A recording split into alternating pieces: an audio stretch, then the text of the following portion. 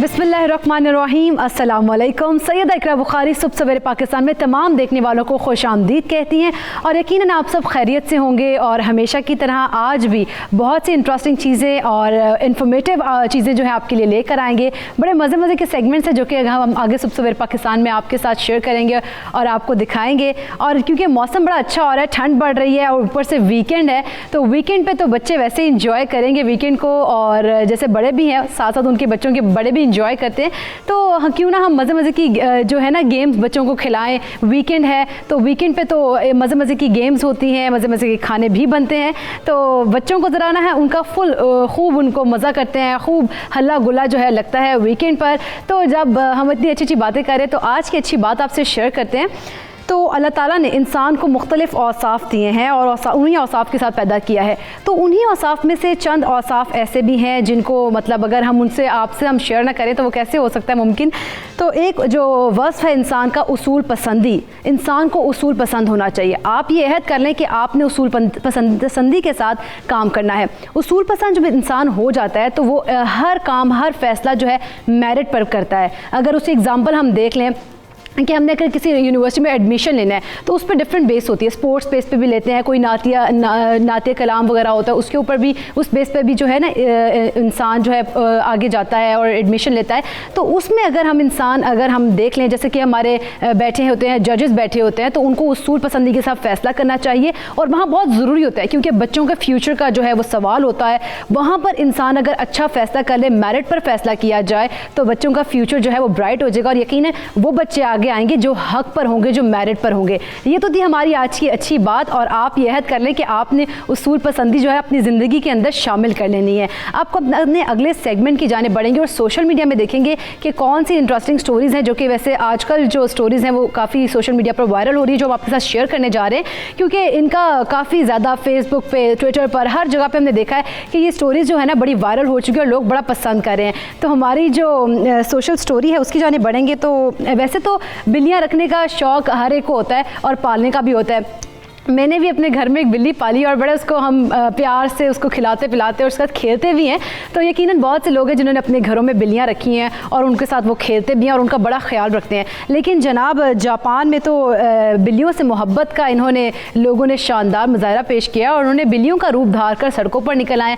Cat festival का इनेकाद किया गया है जापान के शहर टोक्यो में। यहाँ पर लोगों ने तरह तरह के कॉस्ट्यूम्स भी पहने और बिल्लियाँ बनी हुई हैं, काफ़ी लड़कियाँ भी, और देख सकते हैं कि मर्द हज़रात भी हैं जो कि आ रहे हैं। इन्होंने सब ने बिल्लियों के कॉस्ट्यूम्स पहने हुए हैं, बिल्लियों के मास्क बनाया मुंह पर और बड़ा प्यार मोहब्बत के साथ बिल्लियों के साथ ये लोग जो है ना शेयर करते हैं हम आपके साथ इस तरह की वीडियोस। और इस तरह की वीडियोस जो हैं लोग ख़ास तौर पर बड़े पसंद करते हैं, ख़ास तौर पर वो लोग जिन्होंने अपने पास बिल्लियाँ रखी हैं, जिनको उनके खूब नखरे उठाने का शौक़ होता है।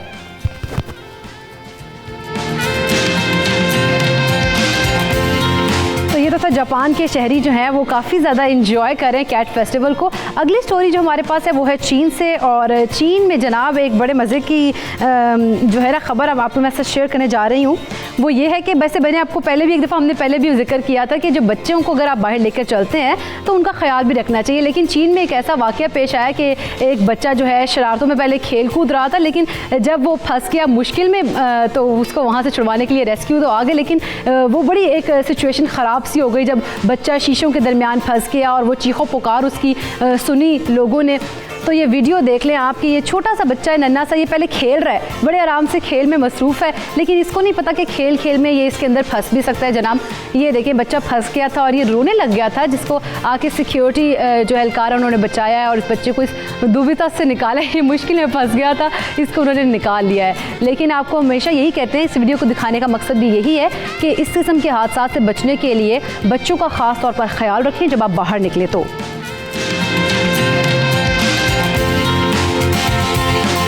अब जो स्टोरी मैं आपसे शेयर करने जा रही हूँ वो भी चीन से, लेकिन वो बहुत इंटरेस्टिंग है। और इंटरेस्टिंग इसलिए है और आप उसको सुनकर और देखकर हैरान होंगे कि एक बंदर, वैसे तो हमने सोशल मीडिया पे भी हम देखते हैं, बात करते हैं, और सोशल मीडिया पर हम लोग जब फेसबुक यूज़ कर रहे हो, इंस्टाग्राम यूज़ कर रहे हो, तो हम ऑनलाइन शॉपिंग बहुत करते हैं, ख़ास तौर पर ख़वातीन की। मेरी अपनी बात की जाए तो मैं भी बड़ी स्क्रॉलिंग करते वक्त अगर कोई आ गया, ऐड आ गया, कुछ आ गया, तो मैं जल्दी से ना ऑनलाइन शॉपिंग करती हूँ। लेकिन जनाब यहाँ पर तो काम ही उल्टा हो गया। चीन में बंदर जो है उसने ऑनलाइन शॉपिंग की और लोग जो है इस वीडियो को देख के बड़े खुश हो रहे हैं और बड़ा मुतासिर भी इस बंदर की महारत से कि इसने ऑनलाइन शॉपिंग कर डाली है। इसने अपने जनाब चिड़ियाघर में एक जो है उनके निगरान अपने दफ्तर में मौजूद थे, उनका मोबाइल फ़ोन वो छोड़ के गलती से चले गए और बंदर साहब ने ये किया है कि उनका फ़ोन पकड़ के ऑनलाइन शॉपिंग कर डाली है। जनाब ये तो बड़ा ज़बरदस्त एक वाक़या हो गया कि जी बंदर अब ऑनलाइन शॉपिंग करने लगे, इंसान तो करते थे।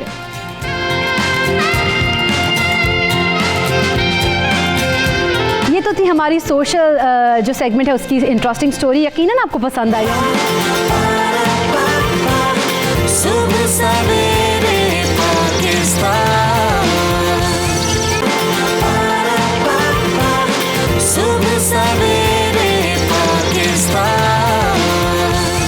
आगे बढ़ते हैं और बात करते हैं पाकिस्तान की 64% आबादी की, यानी कि हमारे नौजवान इस वक्त सबसे ज़्यादा मुश्किलात का शिकार हैं। एक अंदाजे के मुताबिक हर साल पाकिस्तान की सरकारी और निजी यूनिवर्सिटी से तकरीबन 3 लाख के करीब नौजवान हैं नाज़रीन, जो कि ग्रेजुएट होने के बाद मार्केट में तो निकल आते हैं, लेकिन नौकरियों के लिए वो दर बदर धक्के खाते हैं और इस तरह की किस्म की मुश्किलात उनके सामना करना पड़ता है। इनमें से सिर्फ 50,000 तकरीबन नौजवान हैं जिनको नौकरियाँ मिल जाती हैं, लेकिन 2-2.5 लाख जो नौजवान हैं वो बेचारे वैसे ही बैठे रहते हैं हाथ पर हाथ रखकर, उनको नौकरियां नहीं मिलती। ऐसे ही नौजवानों के लिए हुकूमत ने रोजगार का प्रोग्राम शुरू किया है, जिसका मकसद नौजवानों को फ्रीलांसिंग के जरिए बेहतरीन नौकरी के मौके फराहम करना है और बेरोजगारी के मसले से निपटना भी है। अब ये रोजगार जो रोजगार है वो है क्या, इसके तहत नौजवान कैसे अपनी ज़िंदगियों में तब्दीली ला सकते हैं, कैसे मुस्तफ़ीज़ हो सकते हैं और नौकरियों और रोज़गार के मौके से हुसूल कैसे मुमकिन बना सकते हैं, इस पर हम आज तफसील से बात करेंगे। और पहले तो अपने गेस्ट से आपको इंट्रोडक्शन करवाती चलूँ। सबसे पहले डायरेक्टर जनरल PITB साजिद लतीफ़ साहब हमारे साथ मौजूद हैं इस लाहौर स्टूडियो में। बहुत शुक्रिया सर आपके वक्त का। और इनके साथ साथ एक हमारे साथ जो रोज़गार में शामिल हैं, तालिबा भी कह सकते हैं, आपको खातून है आयशा तबस्सुम। बहुत शुक्रिया आयशा आपका भी। तो पहले तो आपसे ही स्टार्ट करूँगी साजिद साहब, रोज़गार है क्या, हमारे नाज़रीन भी जानना चाहते हैं क्योंकि बड़ा तबका नौजवान है जो कि हमारे रोज़गार नहीं है, बेरोज़गार बैठे हैं। बिल्कुल जी, आपने जब अपने इब्तदाइया में ये कहा कि हमारे यहाँ नौजवान जो है 64% हैं पाकिस्तान का, और गवर्नमेंट की हमेशा ये कोशिश रहती है कि ये जो एसेट्स हैं हमारे पास नौजवानों की सूरत में इन पे इन्वेस्ट किया जाए और उनको अच्छे तरीके से एक अच्छी नौकरियाँ और अच्छी रोज़गार जो है वो फराहम की जाए। अभी जैसे आपने ख़ुद भी बताया कि पाकिस्तान में जो अपॉर्चुनिटीज़ हैं, 3 लाख के करीब लोग जो हैं वो हर साल अगर ग्रेजुएट होते हैं और पब्लिक और प्राइवेट सेक्टर मिला के कोई 50,000 के करीब नौकरियां हैं। तो फिर इन नौजवानों के लिए क्या किया जाए। फिर हमने जब ये प्रोग्राम शुरू किया तो उसमें गर्ज़ो गायत यही थी कि 1.5 ट्रिलियन डॉलर की इकॉनमी है जिसको फ्रीलांसिंग इकॉनमी कहा जाता है। पाकिस्तान के नौजवान बहुत ही टैलेंटेड नौजवान हैं और वो ऑलरेडी उसमें बहुत सारा काम कर रहे थे और पाकिस्तान फ्लक्चुएट करता रहा दुनिया में 3-4 नंबर पे एंड सो ऑन। और हमने जब इस एरिया को देखा तो गवर्नमेंट को हमने सोचा कि गवर्नमेंट भी इसमें इन्वेस्ट करे और गवर्नमेंट जो है इनका हैंड होल्डिंग करेगी तो बहुत ज़्यादा इफेक्टिव रिजल्ट्स आएंगे। और जिस गर्ज़ो गायत की वजह से ये प्रोग्राम शुरू किया गया, बेआइन ही जो रिपोर्ट्स आ रही हैं इंडिपेंडेंट ज़राए से, इस प्रोग्राम ने बहुत ज़्यादा तेज़ी से अपनी इफादियत को मनवाया। और इस प्रोग्राम ने अभी जो एक एजेंसी है जो एक्चुअली वो पे करती है नौजवानों को, जो मुख्तलिफ वेबसाइट्स पे जाके ट्रेनिंग लेते हैं और उसके बाद वो मुख्तलिफ प्रोजेक्ट्स करते हैं। तो उसका जो लास्ट जो रिपोर्ट है उसमें लास्ट ईयर में पाकिस्तान ने 47% इंक्रीज़ किया है इन दी रेवेन्यू, विच मीन्स के, और उसमें उन्होंने जिक्र किया एग्जैक्टली उसमें उन्होंने जिक्र किया है कि गवर्नमेंट की जो इन्वेस्टमेंट्स है on this freelancing training programs, तो वो बहुत ही इफेक्टिव हो रही है और उसकी वजह से लोग जो हैं वो आगे बढ़ रहे हैं और उसमें आ रहे हैं तेज़ी से।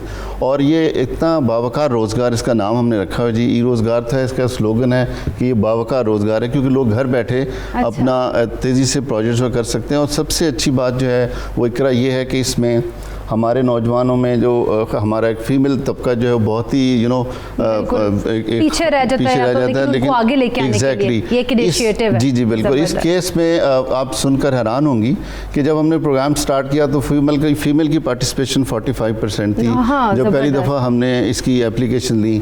अब जबकि प्रोग्राम अपनी कुछ मनाजिल तय कर चुका है तो उसमें फीमेल पार्टिसिपेशन बढ़कर 52% हो गई है। जबरदस्त, जो मर्द हजरात ना उन पर भी हमारी जो फीमेल है वो हावी हो गई, 52% हो गया। जी जी, इफेक्टिव प्रोग्राम उनके लिए, क्योंकि घर बैठे बहुत सारी खवातीन जो है हमारे यहाँ माशरती मसाइल की वजह से जॉब्स नहीं कर सकती, तो उनके लिए इतना बड़ा मौका है गवर्नमेंट ने, सहूलत है उन खवातीन के लिए कि वो घर बैठकर जो है वो रोजगार के तहत रोजगार कर सकती हैं, अपना चला सकती हैं। बिल्कुल जी। अच्छा, इसमें जो आते हैं लोग आते हैं, तलबा और तालिबात आते हैं, तो उनको कौन कौन सी स्किल्स सिखाई जाती हैं और कि वो अपना रोजगार बेहतर तरीके से चला सके? देखिए, इसमें हमने 3 ट्रैक्स में ये ट्रेनिंग करते हैं जी। पहला ट्रैक जो है वो टेक्निकल ट्रैक है, जिसमें ज़्यादातर आईटी के लोग होते हैं जो छोटी छोटी एप्लीकेशन बनाना, वेबसाइट्स बनाना, उसके अलावा में मुख्तलिफ वर्डप्रेस पे या बाकी दूसरे जो टूल्स हैं उनको इस्तेमाल करते हुए आईटी के कुछ प्रोडक्ट्स बना के देना। दूसरा हमारा ट्रैक है नॉन टेक्निकल का। अब हमने इसमें किसी भी सेगमेंट ऑफ स्टूडेंट्स को बाहर नहीं रखा हुआ, वो हर किस्म के स्टूडेंट जो है वो इसमें आ सकते हैं, इसमें पार्टिसिपेट कर सकते हैं। नॉन टेक्निकल में एम इस्लामियत का बच्चा हो, जिसने एम इंग्लिश किया हो, जिसने लॉ किया हो, वो सब के सब इसमें पार्टिसिपेट कर सकते हैं, जिसमें कंटेंट राइटिंग है। स्पेसिफिकेशन ये कि सिर्फ इंजीनियरिंग वाले या मेडिकल वाले नहीं, कोई आर्ट्स वाले, ऐसा नहीं है? नहीं, ऐसा कुछ नहीं है। कोई भी स्टूडेंट तबके से वो इसका प्रोग्राम का हिस्सा बन सकता है। तीसरा ट्रैक जो है वो ग्राफिक डिज़ाइनिंग के हवाले से, जिसमें हम जो ट्रेनिंग देते हैं लोगों को कि आप किस तरीके से अपनी जो क्रिएटिव डिज़ाइनिंग है उस फील्ड में आप काम कर सकते हैं। सो हमारे यहाँ बहुत सक्सेस स्टोरीज हैं इस प्रोग्राम की, बड़ी इंस्पायरिंग स्टोरीज हैं जी। अच्छा, चलें वो भी आपसे सुनेंगे। आयशा हमारे साथ बैठी हैं। आयशा, आप ई रोज़गार से मुंसलिक हैं, किस तरह से आपने इसमें हिस्सा लिया और इससे पहले क्या करती थी आप? मैं पहले एज ए स्टूडेंट थी। जब ग्रेजुएशन हुई तो मुझे था कि मैं ऑनलाइन अर्निंग करूँ, मैं 9 to 5 जॉब नहीं करना चाहती थी। तो मुझे ई रोज़गार का पता चला लाहौर क्वालिफाइड वुमेन यूनिवर्सिटी में है, तो मैंने वहाँ पे as a graphic designer training हासिल की और उसके साथ फ्रीलांसिंग भी स्टार्ट कर दी। और फिर फ्रीलांसिंग भी करती गई और साथ as a graphic designer trainer भी मैं 1-2 जगह पर पढ़ाने लग गई। तो मुझे लगा कि जो ख़वातीन के तबका है ना, इसमें बहुत ज़्यादा ज़रूरत है जिस एम्पावर करने की, क्योंकि बहुत सी ख़वातीन है, जैसे सर ने बताया कि वो माशरती हालात की वजह से बाहर नहीं निकल पाती। तो फिर मैंने उन्हीं के साथ अपना एक सेटअप स्टार्ट किया। फ्रीलांसिंग के थ्रू आप घर बैठे भी as a freelance different companies के साथ काम कर सकते हैं। ऐसे ही मार्कॉम वर्क्स है, मार्कॉम वर्क्स भी डिजिटल मार्केटिंग कंपनी है, मैं उनके साथ भी एज अ ग्राफिक डिज़ाइनर काम कर रही हूँ। ज़बरदस्त, यानी कि आयशा तो बड़े काम कर रही है रोज़गार के तहत। अच्छा साजिद साहब, इसके लिए कोई फ़ीस वगैरह, क्या चार्जेस वगैरह लेते हैं बच्चों से? आपने शुरू में अपने इब्तिदाइया में बात की मेरिट की, मेरिट की मैंने अच्छी बात हमारी थी, मेरिट पर करना चाहिए फैसला। सो ये मेरिट बेस्ड इंडक्शन है जिसमें, और चूँकि हमारे पास लिमिटेड सीट्स होती हैं, पूरी कोशिश करके भी हमने जितने भी सेंटर्स बनाए हैं उनमें कोई 3,500 के करीब लोग पर बैच हम उनको लेते हैं, लेकिन जो एप्लीकेंट्स होते हैं वो तकरीबन 80,000 के करीब होते हैं। ज़बरदस्त। So we only criteria left with is the merit पर करते हैं। सो उस पर हम ये करते हैं कि जब भी कोई नौजवान उस वेबसाइट पे जाके अपने क्रेडेंशियल पुट इन करता है और उसके बाद उसके क्रेडेंशियल के मुताबिक उसका एक ऑटोमेटिक सिस्टम जो है टेस्ट लेता है ऑनलाइन। अच्छा, ऑनलाइन टेस्ट लिए जाते हैं, लेकिन इसके सेंटर्स कितने हैं? ये मतलब हमें तो पता है कि सिर्फ लाहौर में, लाहौर के अलावा भी आपने कोई और भी शहरों में स्टार्ट किया? देखिए, इसमें इंटरेस्टिंग हमने रिमोट एरियाज में हमें जो खासतौर पे साउथ में हमें बड़े अच्छे रिजल्ट्स इसके मिल रहे हैं। साउथ पंजाब में बड़ा टैलेंट है उस पार्ट ऑफ द वर्ल्ड में, और बड़ा अल्हम्दुलिल्लाह बहुत अच्छे तरीके से हर जगह पर प्रोग्राम रन हो रहा है। 32 सेंटर्स हैं इस वक्त, और उसमें हमारे पास 16 की अप्रूवल फर्दर आ गई है। तो ये सेंटर्स जो है इसी साल में बड़ी तेज़ी से कंप्लीट होंगे। 25,000 का टारगेट हमें है इस प्रोग्राम के तहत हमने पूरा करना है, लेकिन इसकी अफादियत को देखते हुए हमें गवर्नमेंट ने कहा है कि पंजाब IT बोर्ड को चाहिए इसके साथ हमारे साथ वो जो यूथ अफेयर डिपार्टमेंट है, जो कि उमूर नौजवान का डिपार्टमेंट है, वो हम मिल के एक बड़े प्रोजेक्ट पे काम करेंगे, जिसमें हम ये चाह रहे हैं जो प्राइवेट सेक्टर के इंस्टीट्यूट्स हैं वो भी इस फील्ड में आएँ, वो हम उनके साथ करिकुलम शेयर करने को तैयार हैं। और इसकी फ़ीस कोई नहीं है, हम तो बिल्कुल नहीं लेते जी फ़ीस, मेरिट पे स्टूडेंट्स को इंडक्ट करते हैं। और इंटरेस्टिंगली फीस इसके आप लोग नहीं लेते और मेरिट पर ही होता है, बहुत ज़बरदस्त बात है। और इसमें जब भी वो टेस्ट देते हैं, पसंदी आप अपनाते हैं ऑब्वियसली जी असूल के बगैर तो कुछ भी नहीं है। अगर अदरवाइज अगर आप किसी माशरे से असूल ख़त्म कर दें, मेरिट ख़त्म कर दें तो तबाह हो जाता है माशरा। ठीक हो गया। अच्छा, अभी इस टाइम कितने लोग हैं जो इस प्रोग्राम ई रोज़गार से मुस्तफ़ीद हो चुके हैं? जी 13,500 के करीब लोग इस वक्त तक हम ग्रेजुएट कर चुके हैं जी। और इसके अलावा इस वक्त जो एनरोल्ड हैं इन तमाम सेंटर्स में वो 3,500 स्टूडेंट्स इस वक्त एनरोल्ड हैं। और हर 3 महीने का ये एक बैच होता है और उसमें तेज़ी से लोग जो हैं इसमें इंडक्ट होते हैं और तेज़ी से ट्रेनिंग उनको दी जाती है। और ना सिर्फ ट्रेनिंग दी जाती है बल्कि हैंड होल्डिंग करते हैं हमारे जो ट्रेनर्स हैं।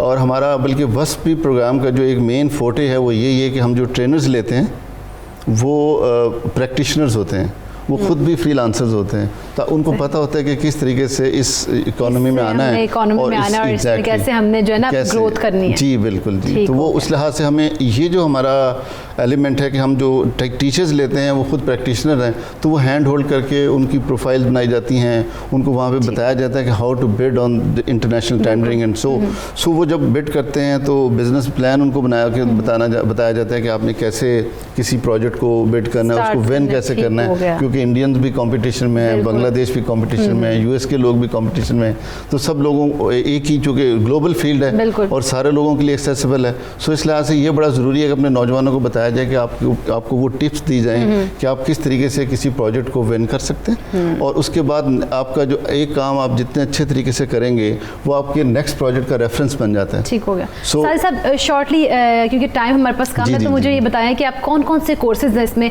जो कि आप लोग बच्चों को देते हैं? मैंने आपको बताया 3 ट्रैक्स में, एक तो है इसकी टेक्निकल ट्रेनिंग है, टेक्निकल आपने बताया, नॉन टेक्निकल जी नॉन टेक्निकल, और तीसरा ग्राफिक डिज़ाइन है जिस पे आयशा ने भी इस पे काम किया ग्राफिक डिज़ाइन में। सो 3 ट्रैक्स में ट्रेनिंग देते हैं। इसके अलावा हमारे पास बहुत सारी रिक्वेस्ट आती हैं। अब हमने जो क्राइटेरिया इसका रखा हुआ है जी, ये इस बात को देखते हुए कि लोग जो हैं वो जो बिल्कुल बेरोज़गार है उनको पहले मौका दिया जाए।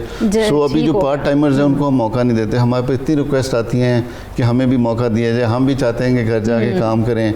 गो कि हम इसके लिए एक वर्चुअल प्लेटफॉर्म भी बना रहे हैं सो दैट कि जो वो लोग जो लेफ्ट ओवर रह जाते हैं, जिस प्रोग्राम का हिस्सा नहीं बन जाते, वो हमारे वर्चुअल प्लेटफॉर्म पे आएँ, उसकी ट्रेनिंग्स वीडियोस डाउनलोड करें, उस पर ऑनलाइन टेस्ट दें और वो खुद भी फ़ायदा हासिल कर सकते हैं और मुस्तफ़ीद भी हो सकते हैं। तो आयशा आपसे लास्टली मैसेज लें, लड़कियाँ जो आपको देख रही हैं इस टाइम, बहुत सी उनकी इंस्पिरेशन है, आप एक किस्म के साथ लड़कियों की नुमाइंदा आए आप, तो क्या मैसेज देना चाहेंगी लड़कियों को? मैं ख़वातीन को यही कहना चाहूँगी कि आप चाहे आप जैसे आप बाहर नहीं निकलना चाह रही हैं या कोई मसले आ रहे हैं तो आप ई रोज़गार को ज्वाइन करें। ये 3 to 4 मंथ्स की ट्रेनिंग है जिसमें आप फ्रीलांसिंग सीख सकते हैं। इसके अलावा यहाँ के जो टीचर्स हैं वो आपको बहुत ज़्यादा सपोर्ट करते हैं।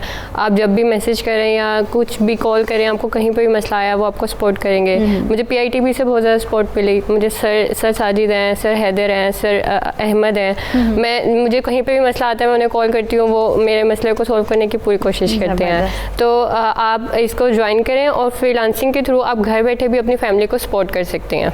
चलें जी, घर बैठे भी आप अपनी फैमिलीज को सपोर्ट कर सकते हैं। आयशा का तो मैसेज आ गया और यकीनन इसके ऊपर जो लोग हैं ना ई रोज़गार को ज्वाइन ज़रूर करेंगी, लड़कियां ख़ास तौर पे। साजिद साहब, आपको बहुत से हमारे जो है व्यूअर्स देख रहे हैं, उनके लिए लास्टली कोई मैसेज? मैं उनके लिए लास्ट मैसेज ये है कि best people do not necessarily have the best of everything, they just make the best of everything they have. So आपके पास जो कुछ है उसको इस्तेमाल करते हुए आप बहुत कुछ कर सकते हैं। तो मेरा मैसेज यही है कि मायूस ना हो और इस प्रोग्राम का हिस्सा बने, और बिल्कुल नौजवानों को मायूस नहीं होना चाहिए क्योंकि इस तरह के बहुत सारे हम भी कर रहे हैं। फेडरल गवर्नमेंट भी इस तरह के प्रोग्राम लेके आ रही है। अभी प्राइम मिनिस्टर ने कामयाब प्रोग्राम नौजवान प्रोग्राम का आगाज़ किया और नौजवानों को साजिद साहब ने मैसेज दिया कि मायूस नहीं होना चाहिए क्योंकि हमारी नौजवान नस्ल जो है ये हमारे मुल्क का सरमाया है। यहाँ पर छोटा सा ब्रेक लेंगे और ब्रेक के बाद जब आएंगे तो बात करेंगे कम्युनिकेशन गैप पे। तो कहीं मत जाइएगा, देखते रहिए सुबह सवेरे पाकिस्तान।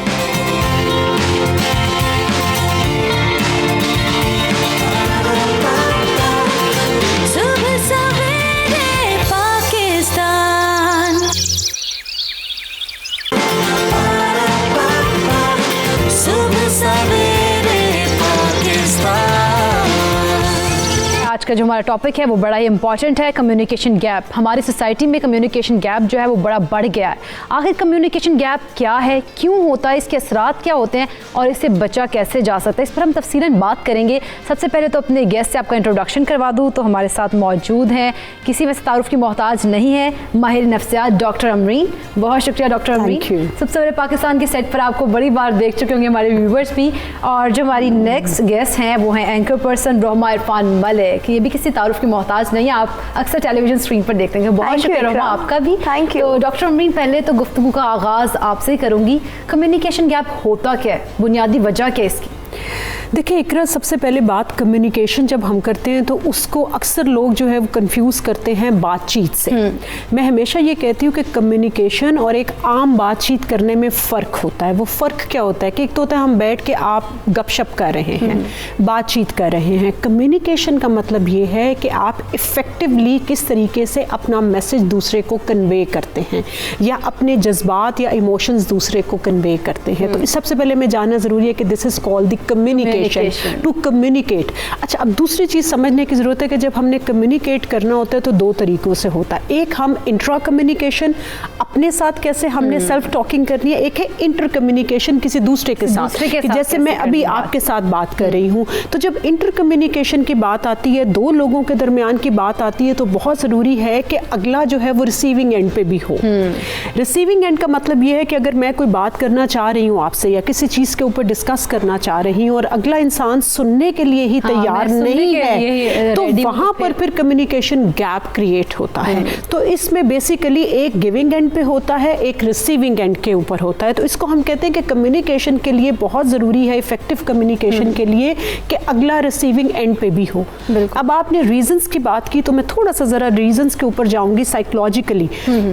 देखिए, सबसे पहले तो ये है कि बच्चा जब इस दुनिया में आता है तो ज़ाहिर हमें घर का माहौल मिलता है। अब घर के माहौल के अंदर बहुत ज़रूरी है कि बच्चे के साथ जब हम कहते हैं ना कि टाइम स्पेंड करना, देखिए कम्युनिकेट करने के लिए सबसे ज़रूरी है टाइम स्पेंड करना।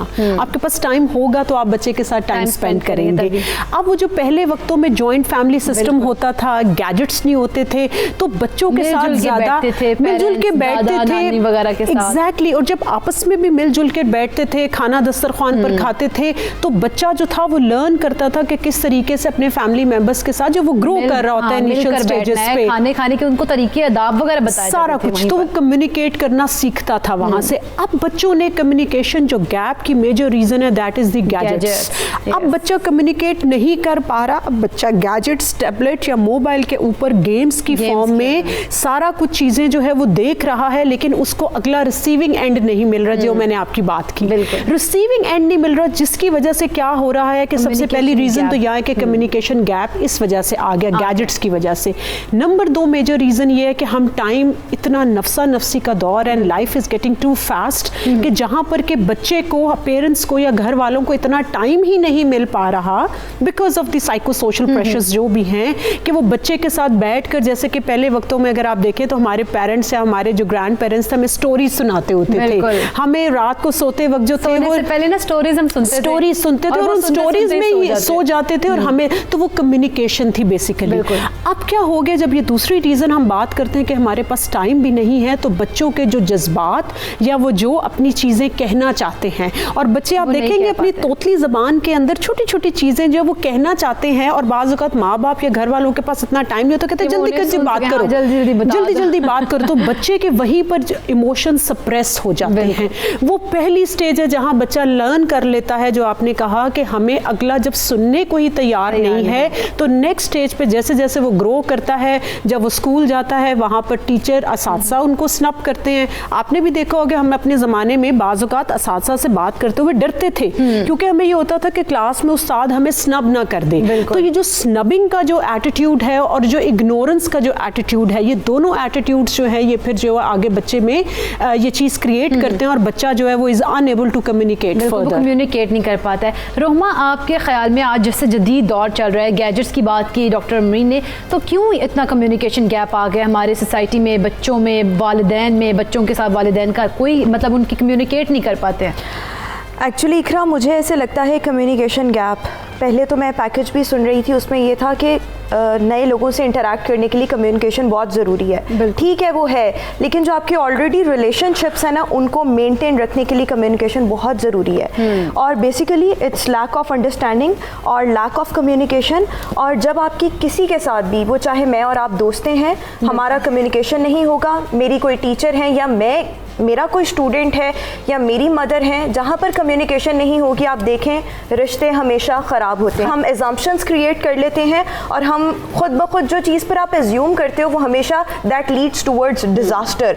जब आपकी कम्युनिकेशन ही नहीं है किसी से तो वो चीज़ें बहुत ख़राब होती हैं। फिर आप देखें आज की जो दुनिया है वो बहुत ज़्यादा एडवांस हो चुकी है। आपके पैकेज में भी मैं देख रही थी टेक्नोलॉजी मेंशन आप लोगों ने की थी, टेक्नोलॉजी का मेंशन किया हुआ था। आप देखें जितना हम लोग टेक्नोलॉजी के करीब आ रहे हैं, जितना हम सोशल मीडिया को खुद में एब्जॉर्ब करते जा रहे हैं और खुद भी उसमें एब्जॉर्ब हो रहे हैं, चीज़ें ख़राब हो रही हैं। जितना हम टेक्नोलॉजी को अपने गले से लगा रहे हैं ना, उतना हम अपने रिश्तों से दूर होते जा रहे हैं। बिल्कुल ऐसे ही है। और डॉक्टर अमरीन भी यही कह रही थी कि हम लोग जो है वो बच्चे जो हैं वो टैबलेट्स पे लगे रहते हैं, मोबाइल फोन्स पे लगे रहते हैं, और जो पेरेंट्स हैं वो अपने अपने काम से लगे हैं, वक्त ही नहीं। और हम सब एक ऐसे डिजास्टर की तरफ जा रहे हैं, हम उसको भी रियलाइज नहीं कर पा रहे हैं। और आप ये देखो कि मतलब मैंने अपने इर्द गिर्द बहुत सी ऐसी एग्जांपल्स देखी हैं, मतलब मदर्स ऐसी देखी हैं जो रातों को खुद मूवीज देखती हैं, खुद ड्रामास देखती हैं, और फिर बच्चों को उस तरह से टाइम नहीं मिल रहा। बच्चा आ रहा है पास कुछ कह रहा है तो वो उसको पीछे कर रही हैं कि क्यों, मतलब वो इरिटेट हो रही हैं।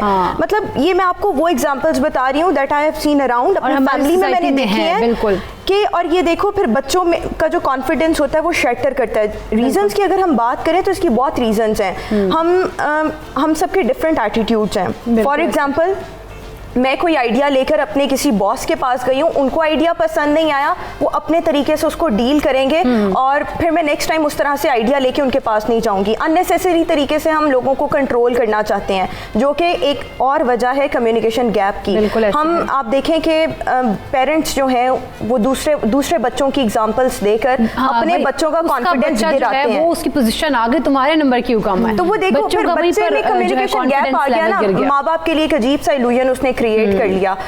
हस्बैंड वाइफ है, हस्बैंड जो होगा अपनी वाइफ को किसी और लड़की की एग्जांपल देगा। मतलब आप ये भी देखें ऐसा भी होता है। फिर उसके अलावा आप देख लें अनरियलिस्टिक एक्सपेक्टेशंस हैं। हम दूसरे के लिए वो टारगेट सेट कर रहे हैं जिसको अगला अचीव ही नहीं कर पाता। वैसे हमें एक्सपेक्टेशंस करनी नहीं चाहिए रोमा। हाँ, अगर आपने खुश रहना है, ऑल्दो हम ह्यूमन बीइंग्स हैं, मैं जितना मर्जी कह लूं, और इस बारे में वैसे आप ज्यादा अच्छा बता सकती हैं। डॉक्टर अमरीन तो लोगों की साइकी को देखती है। एक्सपेक्टेशंस वाला जो फैक्टर है, हम जितना मर्जी कह लें, हमें एक्सपेक्ट नहीं करना चाहिए, लेकिन कहीं ना कहीं हम एक दूसरे से एक्सपेक्ट करते हैं। किसी एक बंदे पे, जैसे हस्बैंड वाइफ है तो वाइफ जो वो हस्बैंड पे उसकी बड़ी एक्सपेक्टेशंस होंगी उसके साथ, ऐसे ही होता है और चीजें फिर खराब होती जाती हैं। तो ये डिफरेंट रीजंस हैं जिसकी वजह से कम्युनिकेशन गैप मेरे ख्याल में आता है। फिर हम दूसरे को सुनने के रवादार नहीं ना है, हम गुड लिसनर नहीं है। हमारा दिल करता है, जैसे अभी हम दो गेस्ट बैठे होंगे तो हमारा दिल करेगा हम ही बोली जाए, किसी को मौका ना दें।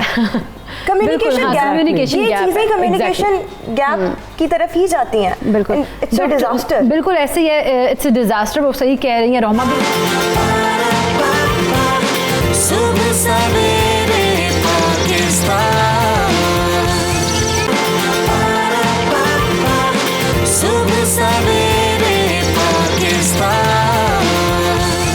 डॉक्टर अमीन, लेकिन हमने देखा जैसे पेरेंट्स का तो हम कहते हैं कि भाई बच्चों के साथ उन्होंने मतलब नई बातचीत करे, पेरेंट्स बिजी हैं, बच्चों और पेरेंट्स में तो कम्युनिकेशन गैप आ गया। लेकिन घर में एक ही घर में रहते हुए बहन भाई वो भी एक दूसरे के साथ अजनबी तरीके से पेश आए, ऐसा क्यों हो रहा है? क्योंकि बहन भाइयों का तो बड़ा मतलब फ्रेंड्स की तरह रहते हैं, तो अब तो लेकिन नहीं है। देखिए, जब हम लोग फैमिली सेशंस में जब करती हूँ तो मैं हमेशा, जब मेरे पास when the client comes to me, specially अगर वो टीनेजर्स या, तो मैं उनसे पूछती हूँ कि आपके घर में सबसे ज़्यादा दोस्ती किसके साथ है।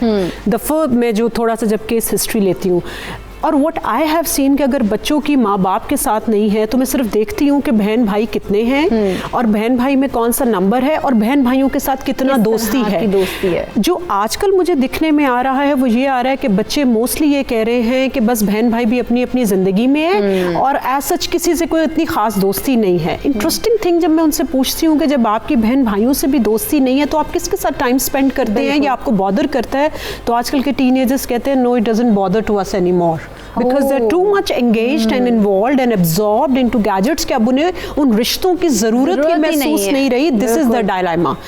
अब इंसान की मैंने भी कहा इट्स अ डिजास्टर, तो वाकई में इट्स अ डिजास्टर कि उनको जरूरत नहीं है बहन भाइयों की, माँ बाप की। हालांकि हमें हर रिश्ते की ज़रूरत होती है और कभी कभी स्पेशली मैंने यंगस्टर्स में देखा है वो उन लोगों को टाइम दे रहे होते हैं जिन्होंने लॉन्ग रन में उनके साथ नहीं चलना होता और घर वालों को इग्नोर कर रहे होते हैं। और आप जिस रिश्ते को सबसे ज़्यादा इग्नोर करते हैं ना, मेरे ख्याल में वही उसी की ज़रूरत आपको सबसे ज़्यादा होती है। लेकिन वो चीज़ सिखा कौन रहा है? वो हमने घर से चीज़ सीखनी है कि रिश्ते इंपॉर्टेंट हैं। अगर हमारे माँ बाप अपने पेरेंट्स को और अगर हमारे माँ बाप अपने इर्द गिर्द के लोगों को इंपॉर्टेंस रिश्तों को नहीं दे रहे तो बच्चे ने भी वही सीखना है। तो ये बहुत ज़रूरी है कि आप अपने तो ये बहुत ज़रूरी है कि अपने घर से आप उन रिश्तों को, उन रिलेशनशिप्स को वैल्यू करना, बातचीत करना। अगर एक बच्चा देखेगा कि कोई मसला है और माँ बाप शाउट करके बेडरूम में या बाहर आके लड़ाई कर रहे हैं तो बच्चे को तो ये चीज़ आप सिखा ही नहीं रहे कि एक कोई मसला है उस पर बैठकर आपस में बातचीत करनी चाहिए। और एक उसमें मैं और ज़रूर चीज़ इकरा ऐड करूंगी कि जब हम किसी भी मसले के ऊपर बातचीत करते हैं तो इसको हम बोलते हैं कॉन्फ्रंटेशन टेक्निक, कि हम कॉन्फ्रंट करते हैं मसले को।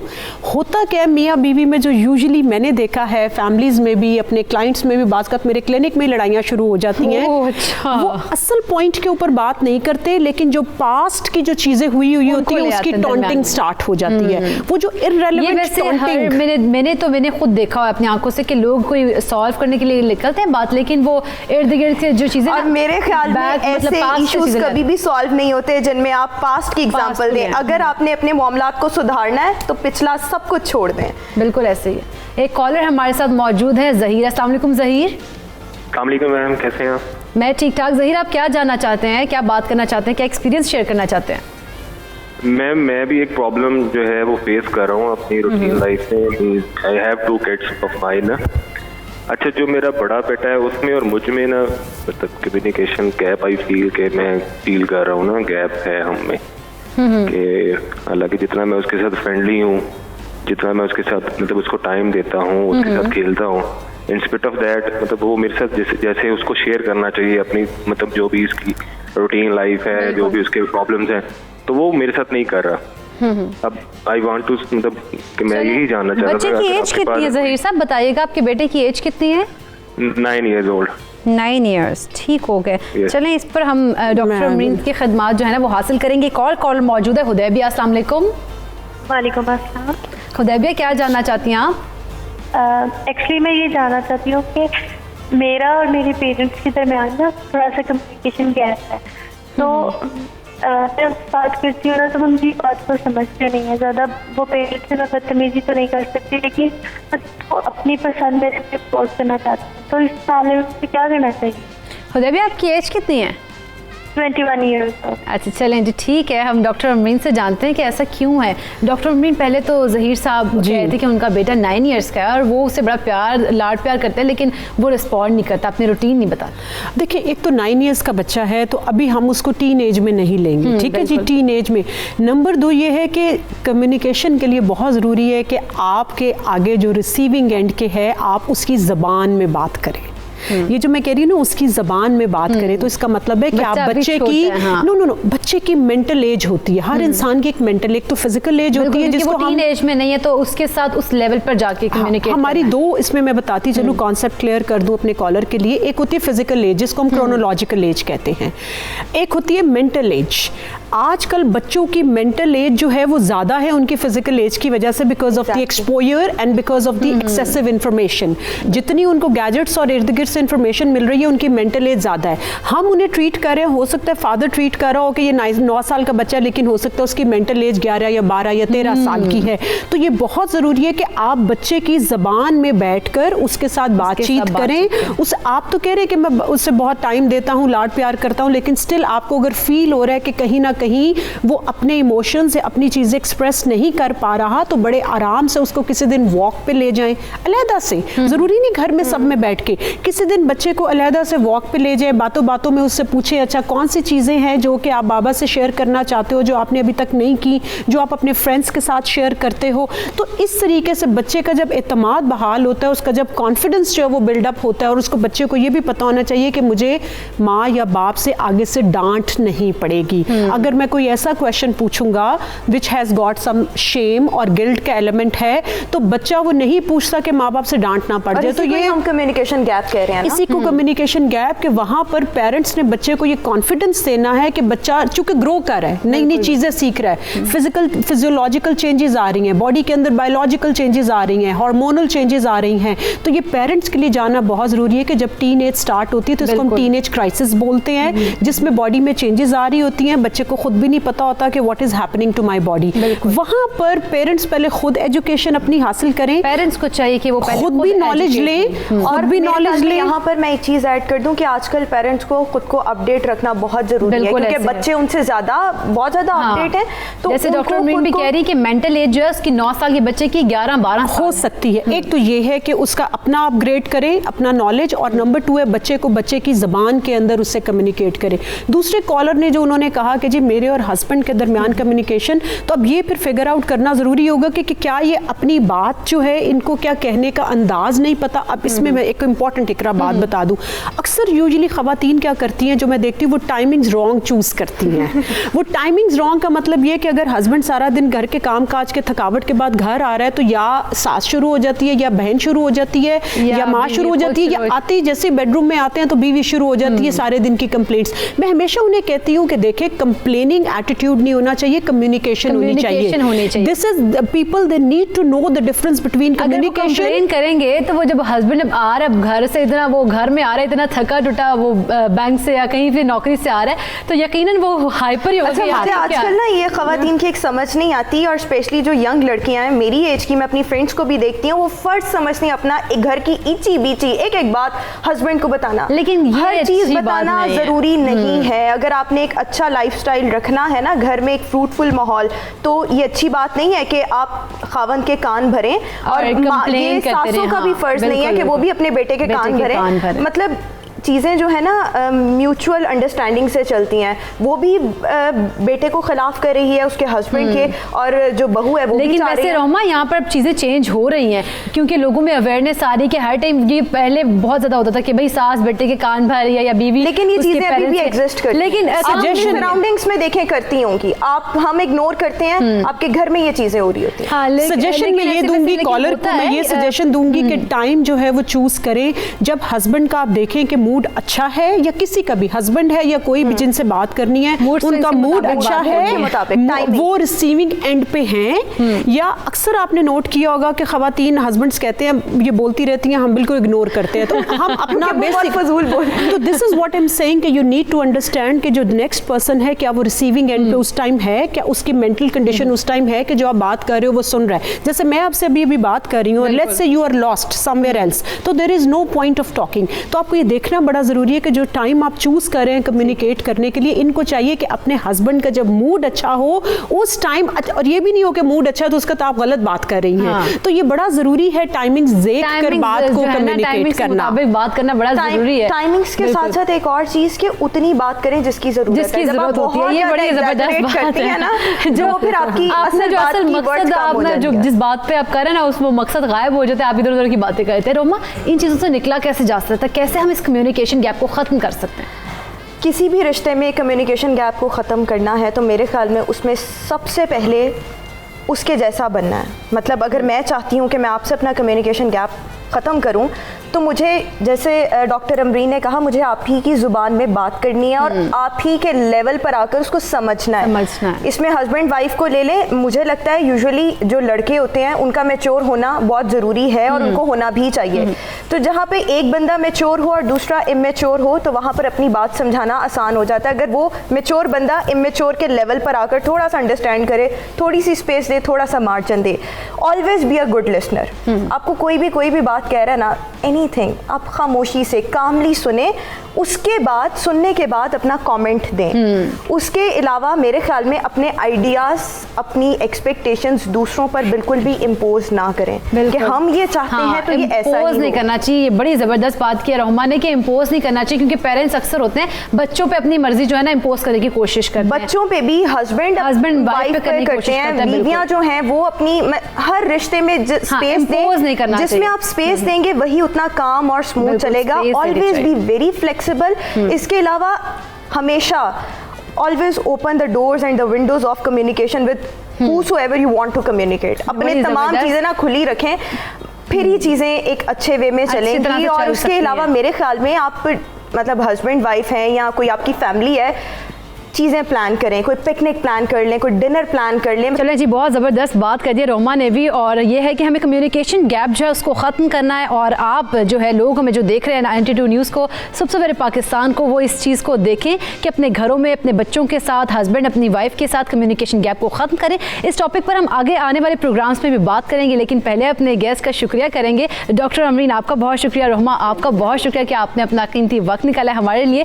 तो नाज़रीन, यहाँ पर लेंगे छोटा सा ब्रेक, और ब्रेक के बाद हम आके बात करेंगे जिस पर वो है ड्राई फ्रूट्स, क्योंकि सर्दियाँ आ रही हैं, ठंड बढ़ रही है और महंगाई भी बढ़ रही है, तो किस तरह से इसके ऊपर हम बातचीत करेंगे वो आप देख सकेंगे, लेकिन एक छोटे से ब्रेक के बाद।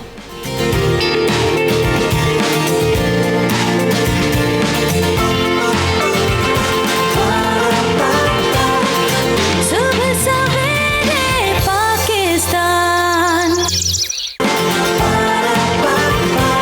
सुबह सवेरे पाकिस्तान। जनाब, सर्दियां हैं, चलगोज़े और अंजीर खाने का किसको दिल नहीं करता, और हर कोई खाना चाहता है, चलगोज़ा भी और अंजीर भी। लेकिन भाई चलगोज़ा महंगाई का दौर है, बड़ा महंगा हो गया है, और इसके खाने के बारे में सोचना ही बंदा कहता है पहले यार ख़रीदें पहले कैसे इसको। और वैसे जन्नत का फल अंजीर है, उस पर बात करेंगे आज। तो सबसे पहले तो अपने गेस्ट से आपका इंट्रोडक्शन करवाती चलूँ। सबसे पहले मैं ज्वाइन करेंगी कराची से। आप सबको वैसे तारुफ की कोई मुहताज नहीं है वो किसी भी तारुफ की। कराची से हमें ज्वाइन किया है डॉक्टर उम्मे राहील, हम सबकी फेवरेट और आप सबकी भी फेवरेट उम्मे आपा ने। बहुत शुक्रिया उम्मे आपा आपका, आपने हमें कराची से ज्वाइन किया, लेकिन नाजरीन के लिए लास्ट टाइम हमने लाहौर बुला लिया था आपको। उसके बाद जी हमारे साथ लाहौर स्टूडियो में मौजूद हैं डॉक्टर मोहम्मद इसहाक, हर्बलिस्ट हैं, ये आज आपको बताएंगे मुख्तलिफ टोटके। तो बहुत शुक्रिया डॉक्टर साहब आपका भी कि आपने हमें ज्वाइन किया है। सुबह सुबह उठ के आप आए और आपने हमारे नाजरीन के लिए हमारे लिए आए हैं। चले जी, हमारी जो तीसरी गेस्ट है बड़ी ही प्यारी हैं, और आप सब जानते हैं बहुत दफ़ा सुबह सवेरे पाकिस्तान के सेट पर आपने देखा है, तो प्यारी सी डॉक्टर सहर चावला को हम खुशामदीद करेंगे सुबह सवेरे पाकिस्तान में। बहुत शुक्रिया सहर आपके वक्त का भी। तो सर पहले गुफ्तगू आपसे कर लेते हैं, क्योंकि चलगोज़े के बारे में मुझे वैसे उसका सोच के मुंह में पानी आ जाता है। चलगोज़ा इतना मज़े का होता है, लेकिन चलगोज़े के फ़ायदे तो हम जानेंगे, इसको ख़रीदा कैसे जाए पहले ये तो बता दें। चलगोज़े को ख़रीदा ऐसे, चलगोज़े के बारे में एक मज़े की बात ज़रूर कर सकती हूँ कि अगर आप मार्केट में किसी को कॉन्फिडेंटली 1 किलो चलगोज़े किसी लड़के को ख़रीदते हुए देख लेना तो उसको अपनी बेटी के लिए आप ज़रूर कंसिडर कर सकते हैं। ये बड़ी कि भाई उसमें है इतना कि वो खरीदने आया है। जो टेंशन में ना आए चलगोज़े खरीदते हैं वो आपकी बेटी के लिए सूटेबल कैंडिडेट जरूर हो सकता है। हाँ, इसके ऑल्टरनेटिव्स पे भी बात करेंगे, लेकिन कुछ चीजें ऐसी भी हैं जो एक्सक्लूसिवली और सोलली चलगोज़े से ही एसोसिएटेड है। बिल्कुल। जिसमें सबसे इंपॉर्टेंट बात ये आ जाती है, हम लोग डाइटिंग की और वेट लॉस की बात कर रहे थे। चिलगोज़ा जो है अगर आप थोड़ी सी अमाउंट पे कंज्यूम करते हैं, एक सर्विंग उसकी 28 ग्राम होती है। अच्छा। तो वो आपकी एपेटाइट डिक्रीज करता है, यानी काफ़ी देर तक आपका स्टमक फुल रखता है। 60% आपकी एपेटाइट 4 से 6 घंटे डिक्रीज हो जाती है अगर आप सिर्फ 28 ग्राम ऑफ सर्विंग चिलगोज़े अच्छा। की ले लेते हैं। कैसे करता है? चिलगोज़े में आपके पास एक फैटी एसिड होता है, एक सब्सटेंस होता है जिसको कहते हैं पिनोलेनिक एसिड। ये जो पिनोलेनिक एसिड है ये आपकी बॉडी में एक हार्मोन रिलीज करता है, कोलिसिस्टोकाइनिन। कोलिसिस्टोकाइनिन जो है ये हमारे पास हमारे हाजमे के सिस्टम का हार्मोन है, और ये हमारे पास जो एपेटाइट है उसको डिक्रीज कर देता है। तो सबसे इंपॉर्टेंट फायदा आजकल की जनरेशन को, खास करके खवातीन को देखते हैं को है कि भाई वेट लॉस उससे होता है। दूसरा, बहुत सारे डिजीजेस में ये हमारे पास हेल्पफुल है, जिसमें सबसे ज्यादा हमारे पास हार्ट डिजीज आ जाता है। जिस तरह बाकी सारे ड्राई फ्रूट्स हैं उसमें आपके पास ओमेगा 3 ओमेगा 6 फैटी एसिड्स हैं, इसमें भी हैं। दिल की बीमारियों में वो डिजीजेस जिसमें दिल की शरियानें बंद हो जाती हैं, इसमें आपके पास जो ट्राइग्लिसराइड्स हैं वो जमा हो जाते हैं, ब्लड क्लॉट बना देते हैं। चिलगोज़े में आपके पास विटामिन के होता है। विटामिन के जो है वो आपके पास ब्लड क्लॉट में भी हेल्प करता है, उसकी डिसोल्यूशन में भी हेल्प करता है, और विटामिन ई भी होता है। विटामिन ई भी एंटीऑक्सीडेंट है, वो भी आपके पास छोटा सा, लेकिन इसके फायदे बड़े ज्यादा हैं और इसके अंदर काफी चीजें हैं। विटामिन ई जो है वो भी आपके पास इन्फ्लेमेशन जो है उसको डिक्रीज करता है। जबरदस्त। तो मैं आपा से जानना चाहूँगी मैं कि चलगोज़े और अंजीर के और क्या फ़ायदे हैं, हमारे नाज़रीन को बताएं ताकि वो जो है ना मुस्तफ़ीद हो सके इनके फ़ायदों से। अच्छा, सबसे पहली बात कि आपने कहा कि महंगे बहुत हैं, बहुत सारी मेडिसिन भी बहुत ज़्यादा महंगी होती हैं, लेकिन उसको हम ज़रूरत के वक्त इस्तेमाल करते हैं। तो अगर हम चिलगोज़े भी इस्तेमाल करना चाहें, जैसे अभी कहा कि एपेटाइट को कंट्रोल करने के लिए, वेट कंट्रोल करने के लिए, मेल इम्पोर्टेंस के अंदर, मर्दाना बांझपन के अंदर इसको इस्तेमाल किया जाता है। उसके अलावा किडनी स्टोन्स के लिए इसको इस्तेमाल किया जाता है, और जो आपकी इम्यूनिटी है एज ए इम्यूनिटी बूस्टर ये इस्तेमाल किया जाता है। बट इसकी मिकदार बहुत ही कम रखी जाती है। इन तमाम बीमारियों में, इन तमाम मसाइल में इसकी मिकदार जो है 5 से 10 अदद चिलगोज़े होते हैं। बहुत बड़ी तादाद नहीं है जो किसी की जेब पे भारी नहीं पड़ सकता, तो इसको ज़रूर खाना चाहिए। अगर इस तरह की कोई प्रॉब्लम है तो अपनी रोज़मर्रा ज़िंदगी में, ख़ासकर सर्दियों में, थोड़ा बहुत इस्तेमाल करना चाहिए, चंद दाने ही सही।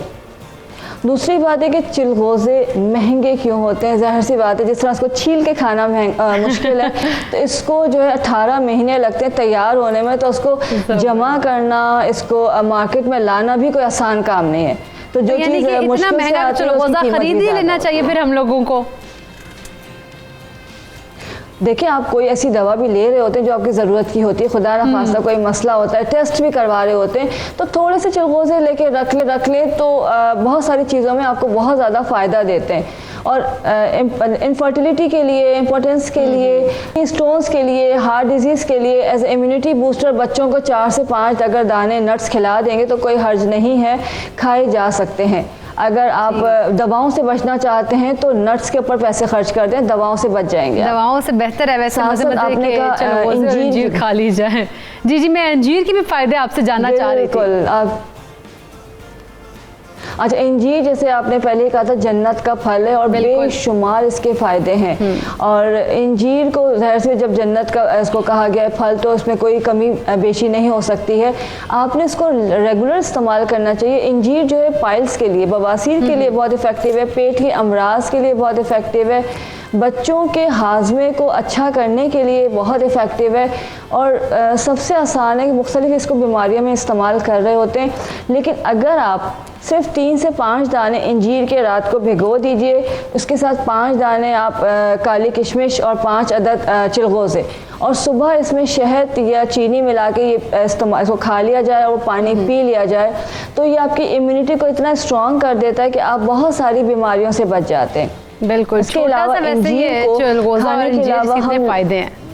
हाँ बिल्कुल, बहुत ज़्यादा फ़ायदे हैं, और बच्चों को लाजमी आदत डालनी चाहिए खाने के लिए। से कॉन्स्टिपेशन अगर किसी को रहता है तो उसके लिए ये बहुत ही मौसर इलाज है कि आपने कुछ नहीं करना है, सिर्फ अंजीर के बारीक बारीक टुकड़े कीजिए या उसको क्रश कर लीजिए, इसे कूट लीजिए मोटा मोटा, और शहद में मिला के रख लीजिए। सुबह, दोपहर, शाम, एज के हिसाब से इसकी डोज होती है। अगर बच्चा छोटा है, तकरीबन 2 साल से 10 साल उम्र है, तो 1/4 चमचा, 10 साल से ऊपर है तो आधा चमचा, और 18 साल से ऊपर को 1 चमचा।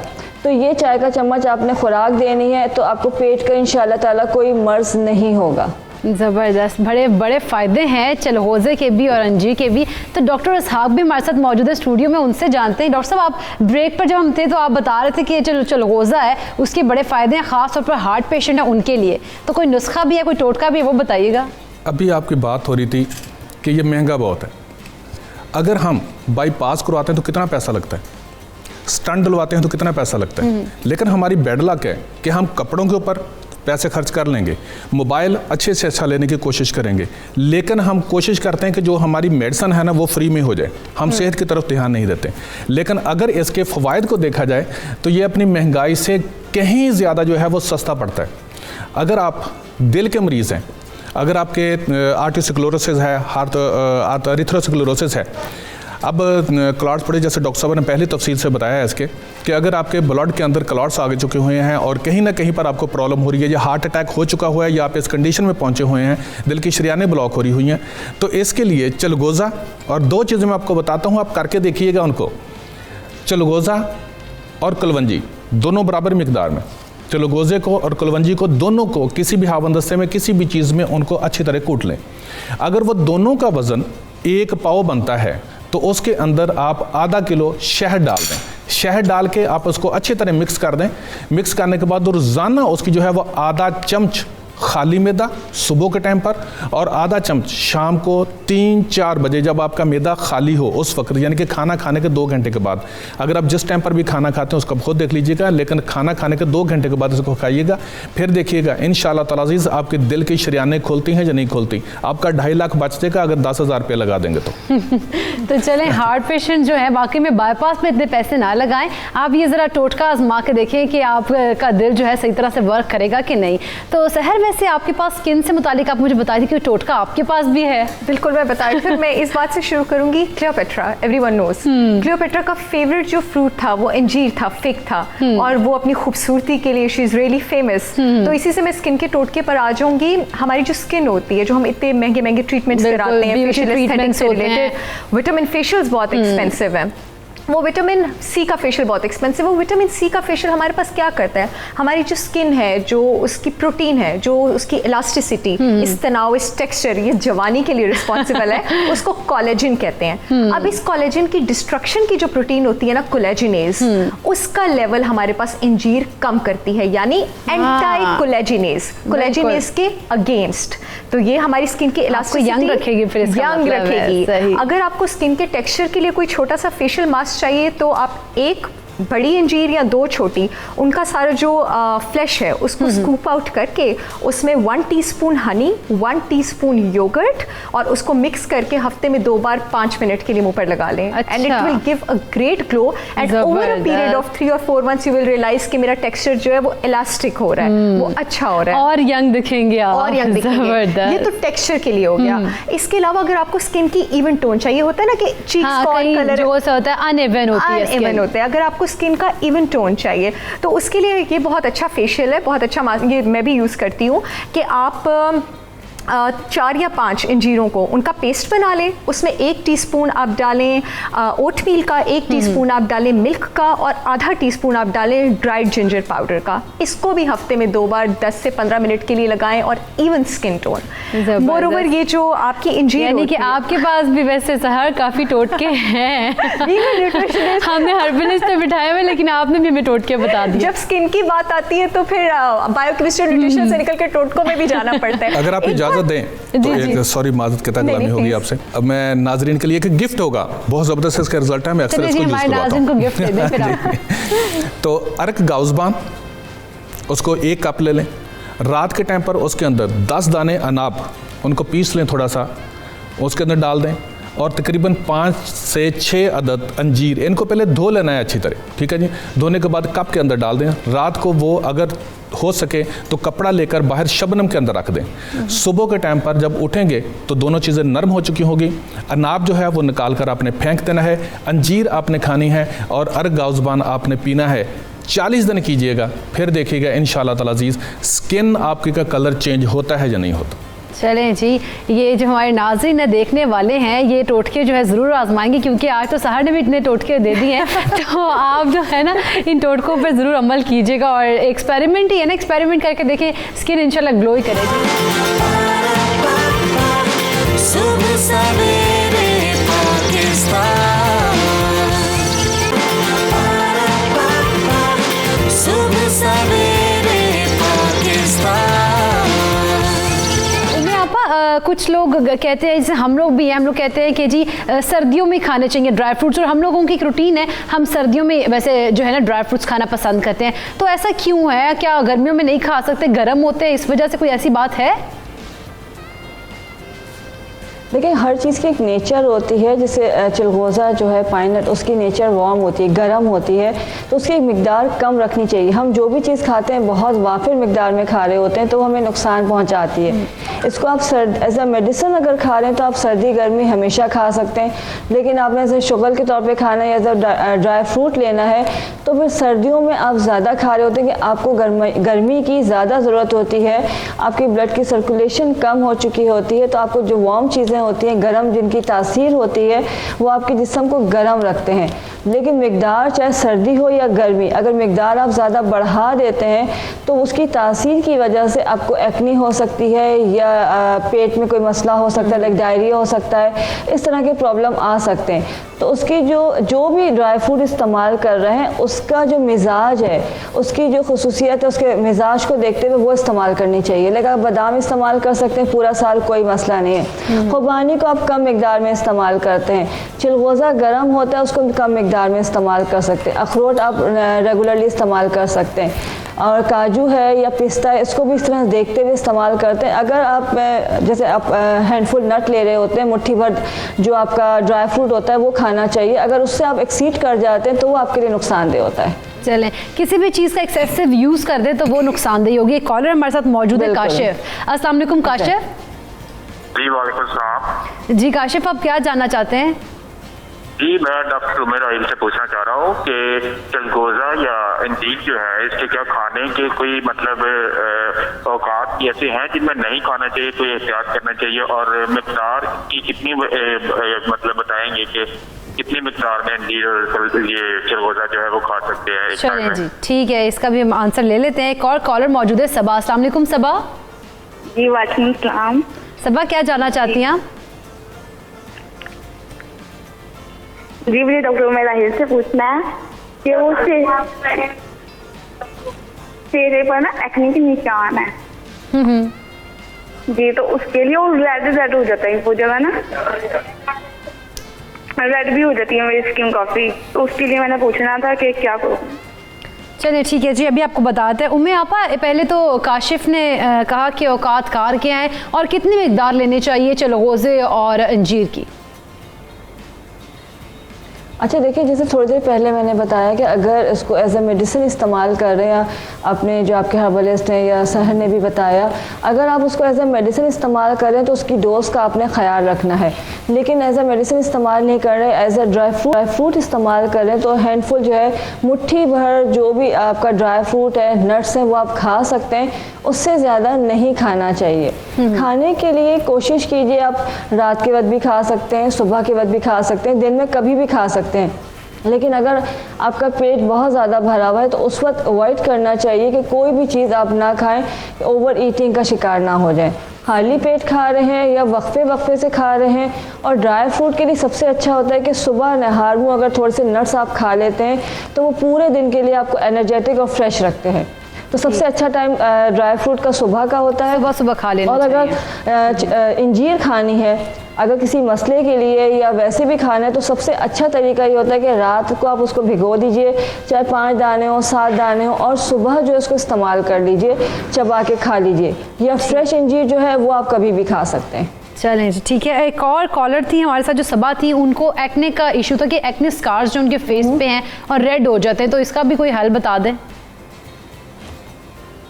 देखिए, एक्नी स्कार्स के लिए जैसे एक्नी ख़त्म हो गई, स्कार्स रह जाते हैं, उसके बहुत सारे ट्रीटमेंट्स होते हैं, उसमें बहुत ज़्यादा ऑयली चीज़ें नहीं लगानी चाहिए इसलिए कि दोबारा एक्नी ना हो जाए। ट्रीटमेंट्स आप कर सकते हैं, लेकिन अभी जैसे आज हमारा टॉपिक इंजीर और चिलगोज़े है तो मैं इंजीर के साथ बताऊँगी, इसको हम चिलगोज़े तो इस्तेमाल नहीं करेंगे। लेकिन इंजीर का जो है, आपको अगर फ्रेश इंजीर मिल जाती है, जो सब्ज़ इंजीर होती है, तो वो बहुत अच्छी है। नहीं तो ड्राई इंजीर को लेके आप भिगो दीजिए, उसको आप थोड़ा सा काटेंगे तो बारीक बारीक दाने निकलते हैं।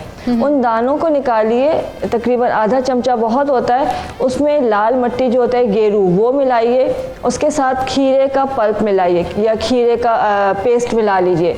इसको आपने एज अ मास्क लगाना है। जब ये ड्राई हो जाएगा तो इसको बहुत स्लाइटली एक्सफोलिएट करना है, बहुत हल्का हल्का मसाज करना है, और उसके बाद इसको आप वॉश कर लेंगे। इसको आप हफ्ते में 3 दिन लगाएंगे, और इसको वॉश करने के बाद आपने कोई भी सूदिंग लोशन लगाना है या रोज़ वाटर लगाना है ताकि स्किन पे रेडनेस ना आए।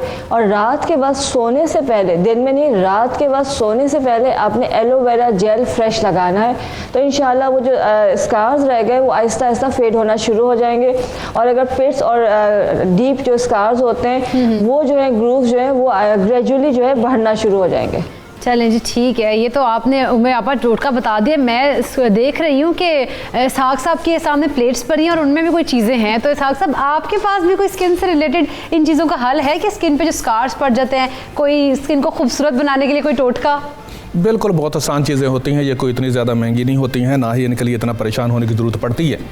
पहले तो मैं आपको ये चीज़ बता दूं कि अगर चलगोज़े आप नहीं खरीद सकते हैं तो इतना बड़ा कोई मसला नहीं है। अल्लाह रब्बुल इज़्ज़त ने उन सब चीज़ों का निमल बदल भी रखा हुआ है, ठीक है जी। हकीम कबीरुद्दीन साहब अपनी किताब के अंदर लिखते हैं कि चलगोज़ा जो है, निमल बदल जो है वो अखरोट बनता है। और हमदर्द मटीरियल मेडिका जो है उनके अपनी बुक्स के अंदर मेंशन है कि अगर आपके पास चलगोज़ा नहीं है तो आप अंजीर खा सकते हैं। और मैं थैंक्स कहूँगा आपका कि आप लोगों ने ज़बरदस्त किस्म का आज रखा है कि अगर चलगोज़े नहीं है तो अंजीर भी खा सकते हैं, क्योंकि अखरोट और जो चलगोज़ा है इसके अंदर बहुत सी चीज़ें ऐसी हैं जो आपस में मासलत रखती हैं। मैं ज़्यादा डिटेल में नहीं जाऊँगा।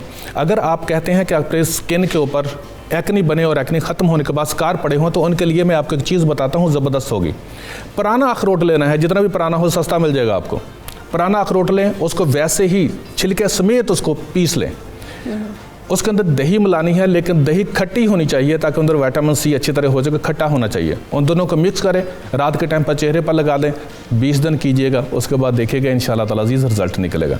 बाकी चीज़ें मैं आपको जो बताने लगा हूँ, जैसे अभी मुझे कहा गया है तो मैं बताता हूँ आपको जी कि जो मैं माजून आपको बताने लगा हूँ इसके फ़वाइद अगर मैं गिनवाने लगूँगा आपको तो आप हैरान हो जाएंगे।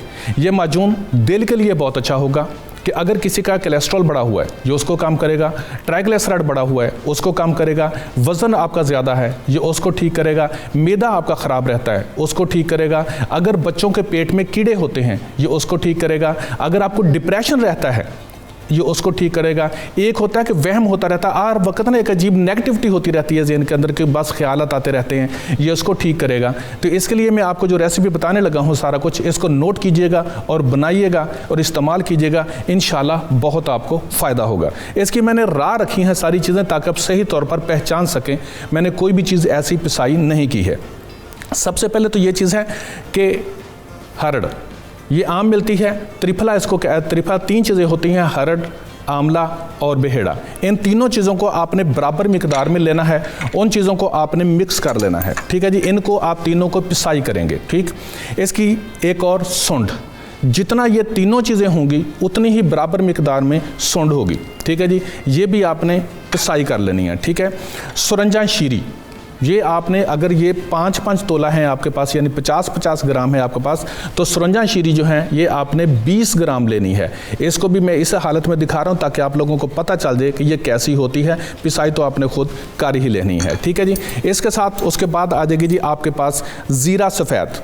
ज़ीरा सफ़ेद भी आपने जो है वो 20 ग्राम लेना है, ठीक है। 20 ग्राम लेकर इनके अंदर मिक्स कर देंगे, ठीक।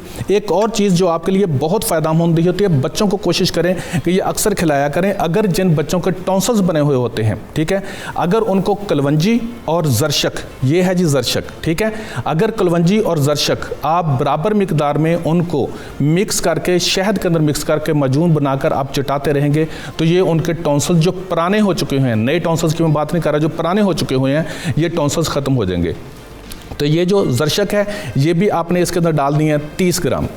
कलवंजी काला दाना, इसके फ़वाइद के पीछे मैं बयान कर लूँगा तो मेरे ख्याल में बहुत से सब कुछ जानते हैं। जिन लोगों का गला ख़राब है वो भी ये लोग इस्तेमाल कर सकते हैं। बिल्कुल ये इस्तेमाल कर सकते हैं। पुराने टॉन्सिल्स जो होते हैं ना उनके लिए अमूमी तौर पर होता है कि अगर वो लोग सही ऐसी चीज़ें खाएं, वो ना ज़्यादातर मैं जी गर्म चीज़ें नहीं खानी, वो ठंडी चीज़ों के पीछे भागते रहते हैं और उनके टॉन्सिल्स खराब, उनके गले ख़राब हो जाते हैं, ठीक है जी।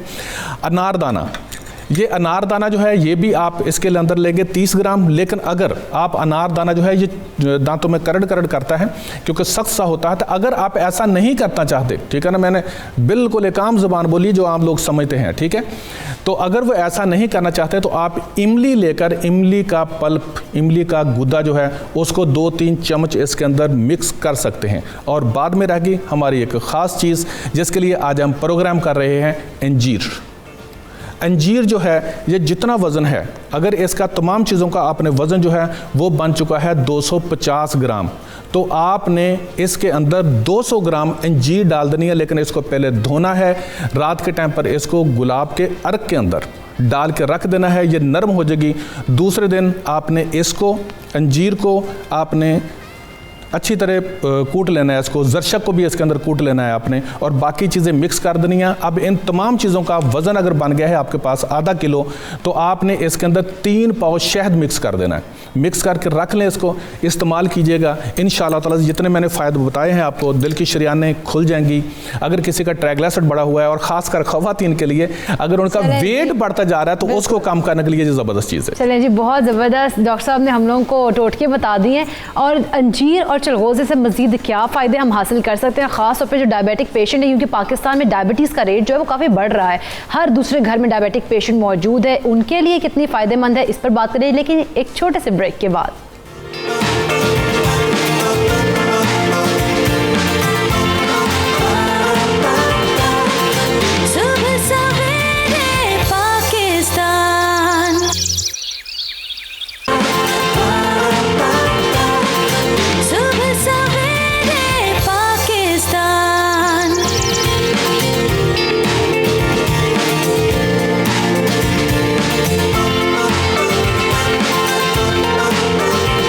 Welcome back. तो टॉपिक तो बड़ा मज़े का, गुफ्तगू भी बड़े मज़े की चल रही थी, लेकिन हमें ब्रेक पर मजबूरन जाना पड़ गया। सहर मौजूद है, सहर से ही बात जो है ना मैं स्टार्ट कर लेती हूँ, क्योंकि मैं ब्रेक पर जाने से पहले डायबिटीज़ की बात करी थी और आपने कहा था कि डायबिटीज़ के लिए जो अंजीर और चिलगोज़ा है वो बड़ा फ़ायदेमंद है। तो जो डायबिटिक पेशेंट्स हैं उनके लिए किस तरह से फ़ायदेमंद है? इस तरह से फ़ायदेमंद है कि दोनों में मैग्नीशियम है। हमने एक बार पहले भी शो में बात की थी कि जो मैग्नीशियम है वो हमारे पास ब्लड शुगर रेगुलेशन में बहुत हेल्प करता है। बिल्कुल। एक टोटका फिर है अंजीर का डायबिटीज़ के लिए। आज आप ना टोटके बहुत लेके आई हैं। वो माहौल की मुनासिबत से, वो कहते हैं ना when in Rome do as Romans do, तो वो इसी तरह है। सिर्फ इंजीर नहीं, इंजीर के जो पत्ते हैं हमारे पास वो भी बहुत फ़ायदेमंद होते हैं। इंजीर के 4-5 पत्ते लेकर उनको पीस कर आप 1 लीटर पानी में बॉईल करें और आप इंजीर की चाय बनाएं। ये आपकी ब्लड शुगर रेगुलेशन के लिए बहुत अच्छा है। इंजीर जो है सुबह निहार पेट आपके लिवर डिजीज़ के लिए भी बहुत अच्छा है। वो इस तरह से अच्छा है कि हमारा जो पेशाब है वो एक्सक्रीट निकलता तो गुर्दे से है, लेकिन वो बनता हमारे जिगर में है। और वो बनता किससे है कि जो अमोनिया गैस होती है हमारी बॉडी में भी प्रोड्यूस होती है। ये जो अमोनिया गैस होती है जहरीली होती है, ये टॉक्सिक होती है। इसको हमारे पास जिगर में बॉडी की प्रोटीन लाती है और जिगर से फिर ये गुर्दे में पेशाब की फॉर्म में जाती है। तो हमारे पास एक अमाइनो एसिड होता है, एक सब्सटेंस होता है अंजीर में, आर्जिनिन। ये आर्जिनिन क्या करता है, ये जिगर में इस अमोनिया गैस को पेशाब में कन्वर्ट होने में मदद करता है, ताकि ये जो अमोनिया है ये जहरीली है, ये बॉडी में ब्लड में फ्रीली ना फिले, क्योंकि अगर ये ब्लड में फ्रीली फिरी तो हमारे पास ब्रेन में जाके ब्रेन में टॉक्सिसिटी कर सकती है, डेथ कर सकती है। तो ये आर्जिनिन इतनी हेल्प करता है इस अमोनिया को यूरिया में, यूरिन में, पेशाब में कन्वर्ट करने के लिए। लिवर डिजीजेस में तो ये इस तरह से अच्छी है। मोरओवर इंजीर जो आपके पास कोलेस्ट्रॉल बहुत रिड्यूस करती है। इंजीर में आपके पास 2 चीज़ें होती हैं, एक पेक्टिन, एक फाइटोस्टेरोल्स। पेक्टिन का क्या काम है कि पेक्टिन जो है आपकी बॉडी से सारा एक्सेसिव कोलेस्ट्रॉल आपकी आंतों में लेके जाता है ताकि वो एक्सक्रीट हो जाए। दूसरा आपके पास फाइटोस्टेरोल्स क्या करते हैं, फाइटोस्टेरोल्स जो कोलेस्ट्रॉल की सिंथेसिस का, कोलेस्ट्रॉल के बनने का जो प्रोसेस है उसको डिक्रीज करते हैं और कोलेस्ट्रॉल को उसकी डिस्ट्रक्शन की तरफ लेके जाते हैं। हो गया। इस तरह से ये हेल्पफुल है, बायोकेमिकल। तो वैसे उम्मे आपा मैं आपसे जानना चाह रही हूँ, एक तो होता है जी सब्ज अंजीर होता है जो कि बिल्कुल ताज़ा ताज़ा होता है, और एक होता है ड्राई होता है, तो इन दोनों में फ़र्क क्या और इन दोनों के क्या फ़वाइद भी अलग अलग हैं? देखिए इनके फ़वाइद कोई अलग अलग नहीं है। ज़ाहिर सी बात है फ्रेश इंजीर एक वक्त पे मिल रही होती है और यहाँ पे इजीली नहीं मिल रही होती है, हर किसी के एक्सेस में नहीं है, तो मुश्किल हो जाता है लेना। ड्राई इंजीर जो है वो पाकिस्तान में हर जगह इजीली मिल जाती है, उसको आप लेके इस्तेमाल कर सकते हैं।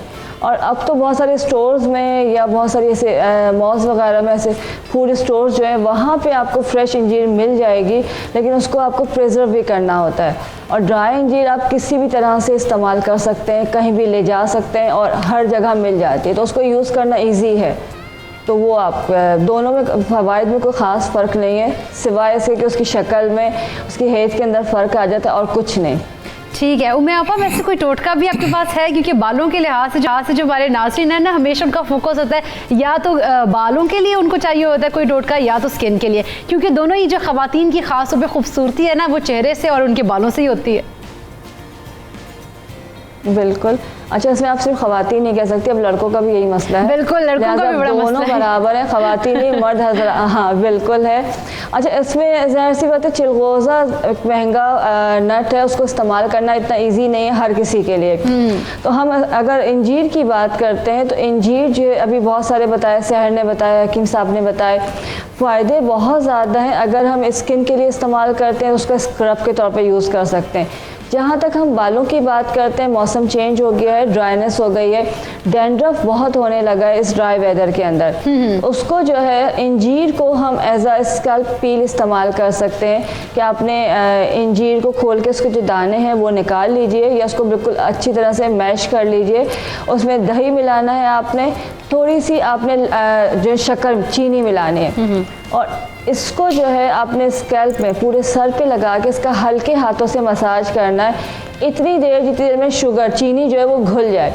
जब चीनी घुल जाएगी तो उसको आपने नीम गर्म पानी से शावर लेना है, शैम्पू करना है। शैम्पू करने के बाद जो है आप ज़रा सा जैतून का तेल या जोजोबा ऑयल जो है जड़ों में लगा देंगे, बहुत ज़रा सा, चिकनाई नहीं होनी चाहिए। हफ्ते में सिर्फ 2 बार करेंगे, आप देखेंगे इंशाल्लाह जो ये ड्राई वेदर में डैंड्रफ हो जाती है वो बिल्कुल साफ होना शुरू हो जाएगी। चलें, अल्लाह करे कि ये जो आपने टोटके बताए हैं ना, इन पे जब हमारे देखने वाले अमल करें तो उनको फ़ायदा भी। सुबह सवेरे पाकिस्तान, सुबह सवेरे पाकिस्तान। मैं आपको पहले तो ईमान ने क्वेश्चन किया था कि जी उनके चेहरे पे बाल हैं और उन्हें चिलगोज़े बड़े पसंद हैं और वो खाए बगैर रह भी नहीं सकती और जब खाती हैं तो एक्ने हो जाता है। देखिए, सबसे पहले उसकी मिकदार का आप ख्याल रखिए कि आपने ज़ाहिर सी बात है ओवरडोज कुछ भी नहीं करना है। थोड़े से खाइए, कोई मसला नहीं है, आप खा सकती हैं। पानी का इस्तेमाल ज़्यादा करें, पानी आपने ज़्यादा पीना है तो इंशाल्लाह प्रॉब्लम नहीं होगी। लेकिन साथ में अगर आपको एक्ने हो जाती है तो आपके स्टमक का भी इशू है, आपने इंजीर का इस्तेमाल ज़रूर करना है। इंजीर खाने की वजह से आपका स्टमक क्या कहना चाहिए डिटॉक्स कर देता है बॉडी को, आपके पेट की सारी गंदगी को फ्लश आउट कर देता है, तो आपको एक्ने कभी भी नहीं होगी। दूसरी बात उन्होंने एक पूछी थी कि बाल हो जाते हैं और वो लेज़र अफोर्ड नहीं कर सकती, तो देखिए लेज़र बहुत बेस्ट सोल्यूशन है, लेकिन अगर नहीं है तो उसके लिए आसान सा हल मैं बताऊं कि आपको कुर्तुम का तेल मिल जाएगा। कुर्तुम का तेल ले लीजिए और उसको जो है आपने वैक्सिंग के बाद डेली बेसिस पे लगाना है। अगर आप लगाते रहेंगे तो आपके जो अनवांटेड हेयर है उनकी ग्रोथ कम होना शुरू हो जाएगी और आहिस्ता आहिस्ता वो बाल ख़त्म होना शुरू हो जाएंगे। उसके अलावा कस्ती शीरी जो है वो अगर उसका पाउडर आफ्टर वैक्सिंग लगाना शुरू कर देते हैं डेली बेसिस पे पेस्ट बना के, तो भी ग्रोथ को वो आहिस्ता आहिस्ता ख़त्म करना शुरू कर देता है। चलें जी, ठीक है ईमान, यकीनन इससे अगर ये करेंगी टोटका आपने जो बताया उस पर अमल करेंगी तो यकीनन उनको फ़ायदा होगा। वैसे सहर एक हमारे कॉलर थे, उन्होंने हफ्सा बल्कि कही थी कि शुगर पेशेंट्स जो हैं उनके लिए ड्राई फ्रूट्स खाना क्या ठीक है? शुगर पेशेंट्स के लिए ही तो ड्राई फ्रूट सबके लिए भी है, हाँ, लेकिन उनके लिए आप कहिए कंपल्सरी है? कंपल्सरी है, बहुत अच्छा है, but of course everything in moderation including moderation. वो एक बड़ी अच्छी इंग्लिश सेइंग है कि eat like you are a diabetic heart patient with a stroke so that you never become one. यानी इस तरह डेली अपनी खुराक रखें कि आप शुगर के मरीज हैं, दिल के मरीज हैं और स्ट्रोक के मरीज हैं, ताकि आप कभी बन ना जाएं। हमने बार बार इस बात पर एम्फेसाइज किया है, इस बात पर स्ट्रेस किया है कि हमारे पास इसमें मैग्नीशियम है, हमारे पास इसमें जिंक है। मोरओवर ये आपकी इम्यूनिटी के लिए बहुत अच्छा है, इसलिए क्योंकि आपके पास चिलगोज़ों में जिंक भी होता है और मैग्नीज भी होता है। जिंक जो है आपके पास अगर चोट लग जाती है, जिसको वुंड हीलिंग कहते हैं, जख्म भरने की ताकत, उसको तेज करता है। हमारी बॉडी की इम्यून सिस्टम की एक बहुत तेज आर्मी का हिस्सा है white blood cells. Zinc white blood cells को इन्फेक्शन की तरफ, बैक्टीरिया की तरफ अटैक करने में बहुत ज़्यादा हेल्प करता है। मैग्नीज का क्या काम है? हमारी बॉडी में जितने भी हार्मोन्स हैं, चाहे वो हमारे स्टीरॉयड हार्मोन्स हैं, चाहे वो हमारे पिट्यूटरी हार्मोन्स हैं, जो भी हार्मोन्स हैं, चाहे हमारे थायराइड हार्मोन्स हैं, उनकी रेगुलेशन मैग्नीज पर बहुत ज़्यादा डिपेंडेंट है। मतलब किसी भी सिस्टम की ऑपरेशन की रेगुलेशन अगर किसी मिनरल पे डिपेंडेंट है और कोई गज़ा जो है वो उससे लोडेड है, तो वो ऑब्वियसली आपकी बॉडी के लिए अच्छी है। और बाकी में डायबिटिक जो पेशेंट आपने कहा उनके लिए ये ज़्यादा अच्छी है। और जिस तरह डॉक्टर साहिबा बता रही थी, थोड़ा सा मैं ऐड करना चाहूँगी कि इनफर्टिलिटी की ट्रीटमेंट के लिए इससे अच्छा है क्योंकि जो आपका स्पर्म होते हैं मेल इनफर्टिलिटी के लिए, उसकी जो मेम्ब्रेन होती है, हमारे पास बॉडी में डिफरेंट मेटाबॉलिक रिएक्शंस हर वक्त होते हैं जिसकी वजह से ऑक्सीजन रेडिकल्स प्रोड्यूस होते हैं। उस मेम्ब्रेन को ऑक्सीडेटिव डैमेज बहुत इजीली हो सकता है। ये हमारे पास जो एंटीऑक्सीडेंट्स होते हैं जो चिलगोज़े में प्रेजेंट और दूसरे ड्राई फ्रूट्स में प्रेजेंट होते हैं, ये हेल्प करते हैं उसकी मेम्ब्रेन को डैमेज होने से, जिस वजह से स्पर्म्स हेल्दी रहते हैं और मेल फर्टिलिटी को इस वजह से बूस्ट मिलता है। ज़बरदस्त, बड़े फ़ायदे बताए हैं वैसे आपने भी। डॉक्टर साहब एक कॉलर थे वसीम जो कि मिकदार के बारे में पूछ रहे थे कि कितनी मिकदार लेनी चाहिए चिलगोज़े या अंजीर की या कोई भी ड्राई फ्रूट्स हैं उनकी। इकरा ये डिपेंड करता है बॉडी पर। अब डॉक्टर डोज लिख के देता है आपको मेडिसिन की, उसने कभी हर किसी को ये नहीं कहते कि आपने जी 1 चम्मच खाना, इसको चम्मच पियेंगे सिरप को या जी 1 टैबलेट खाएंगे, कभी ऐसा नहीं होता। अगर एक आदमी हेल्दी है अच्छा खासा तो वो ज़्यादा भी खा सकता है थोड़े से, लेकिन अगर पहले ही वो बहुत ज़्यादा स्लिम है, उसके अंदर पहले ही प्रॉब्लम है, कोई लिवर का प्रॉब्लम है जो कुछ है, तो वो डेफिनेटली बात है उसको थोड़ा खाएगा। लेकिन ये डिपेंड खुद भी इंसान जज कर सकता है कि मैंने कितना खाया और मुझे कितना नुकसान हो रहा है। बाकी ये बात है कि अगर आपने ड्राई फ्रूट कोई भी लिया और आपको पिंपल निकल आए हैं, तो डॉक्टर उमेर हील ने बहुत अच्छी बात की थी उमेर साहबा ने, कि उन्होंने कहा ये गर्म होता है, उन्होंने पहले बता दिया था, तो आप उसके लिए दूध पी लें, मक्खन खा लें 2-4 रोज़, ठीक है, ये ख़त्म हो जाएगा। तो ये प्रॉब्लम ख़त्म हो जाती है। ये चीज़ नहीं है कि आप एक डॉक्टर ने कह दीजिए कि आपने 1 टैबलेट खानी है तो आपने सुबह शाम 2 चम्मच पीने हैं, तो आपने कहा नहीं, अब डॉक्टर ने कह दिया तो मैंने उसी पर ही चलना है। खुद भी थोड़ा जज कर लें, ड्राई फ्रूट है, ये कोई मेडिसिन तो है नहीं। बाकी ये चीज़ है कि डॉक्टर साहर ने जैसे बताया है, इनफर्टिलिटी के जितने भी पेशेंट हैं उनसे रिक्वेस्ट है मेरी, ये समझ लें कि प्लीज़ ड्राई फ्रूट ज़्यादा इस्तेमाल करें, आपको दूसरे लोगों के पास जाने की ज़रूरत नहीं रहेगी। मैं ज़्यादा डिटेल से नहीं बता सकता। इस्तेमाल जो है वो में ज़्यादा करना चाहिए। डॉक्टर साहब, आपके पास भी कोई है ऐसा टोटका कि जो इसका हल निकाल सके? बच्चा बेचारा कोई कंज्यूम नहीं कर पा रहा है ड्राई फ्रूट, वो उसके पेरेंट्स परेशान है, कहते हैं क्या करें हम? इकरा उन्होंने ड्राई फ्रूट्स का कहा है, ड्राई फ्रूट्स के अंदर ये उन्होंने मेंशन नहीं किया कि क्या चीज़ खाते हैं। देखिए काजू है, काजू की और तासीर है, ठीक है जी। आप बाकी चीज़ें अखरोट है, ये और तासीर में रखता है, वो फ़र्क होता है, किसी का गर्म तार है, किसी का गर्म खुश्क का, सब कुछ है। लेकिन अगर उनको खारिश होने लग जाती है, धप्पड़ पड़ने लग जाते हैं, तो यकीनन आपके बच्चे का पहले ही SGPT बढ़ी हुई है, वो लिवर का प्रॉब्लम है, उसके बिलिरुबिन उनके लिवर यानी कि नॉर्मल नहीं है, ठीक है। और दूसरा ये कि अगर उनके अंदर आप ये देखते हैं कि खाने के बाद धप्पड़ पड़ जाते हैं, तो डॉक्टर साहब ने बिल्कुल सही कहा कि एक फ्रूट खिलाकर देखें कि किससे प्रॉब्लम होती है। लेकिन अगर आपने ये देखा, जिनकी बात आजकल खासकर हो रही है, कि अगर आपने चलगोज़ा खिलाया, अखरोट खिलाया, अखरोट खाने से एक चीज़ और आपको बता दूं कि जो लोग अखरोट खाते हैं वो 3-4 जब अखरोट खाते हैं तो तीसरे दिन उनका मुंह पका हुआ होता है, ठीक है जी। ये अपने ख्याल रखना है, क्योंकि इसके अंदर एसिड बहुत ज़्यादा होते हैं, क्योंकि खून को पतला करता है, इसीलिए ये खून की जो ब्लड की शरियानें जो होती हैं, कैपिलरीज जो होती हैं, ब्लॉक को खोलता है ये, ठीक है। तो आपने कोशिश ये करनी है कि इसको, अगर जैसे हजूर अकरम सल्लल्लाहु अलैहि वसल्लम ने कहा था खजूर खाते हैं तो उसको मक्खन के साथ खा लें, तो अगर आप अखरोट खाते हैं तो उसको मक्खन के साथ खा लें, तो ये ऐसा नहीं होगा। लेकिन वो जो बच्चे का प्रॉब्लम बता रही है, अगर उनको ऐसा हो रहा है तो बरादर आप सिर्फ चंद दिन उनको एक कहवा पिलाना शुरू कर दें, इंशाल्लाह ताला अज़ीज़ उनकी एलर्जी जो है ड्राई फ्रूट से वो ख़त्म हो जाएगी।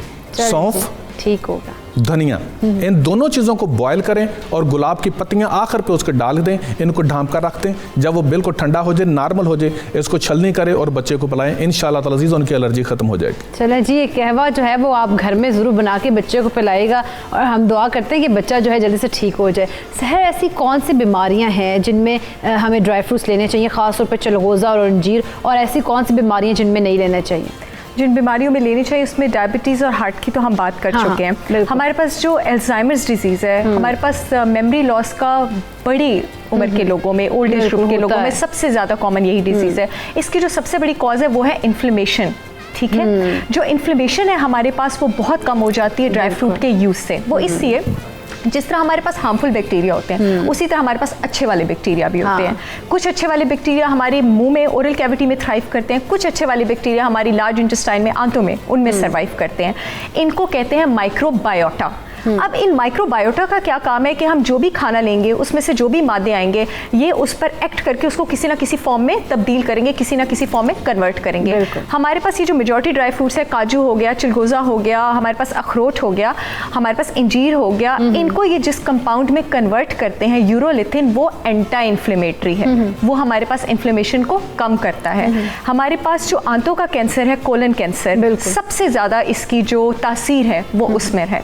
हमारे पास जो ब्रेस्ट कैंसर है उसमें इसकी तासीर है। हमारे पास जो शुगर के पेशेंट्स हैं उनकी long term, life long blood regulation हमारे पास हो सकती है अगर डेली एक हैंडफुल ऑफ नट्स ले लिया जाए। ये इतना ज़्यादा हेल्पफुल है हमारे पास। ठीक हो गया। चलें जी डॉक्टर, मैं आप कोई एंड पे मैसेज देना चाहें, क्योंकि सर्दियां भी हैं और ड्राई फ्रूट्स जो हैं वो बड़े ज़रूरी होते हैं, लेकिन कुछ लोग अफोर्ड नहीं कर सकते, उनके ऑल्टरनेटिव्स और कोई मैसेज?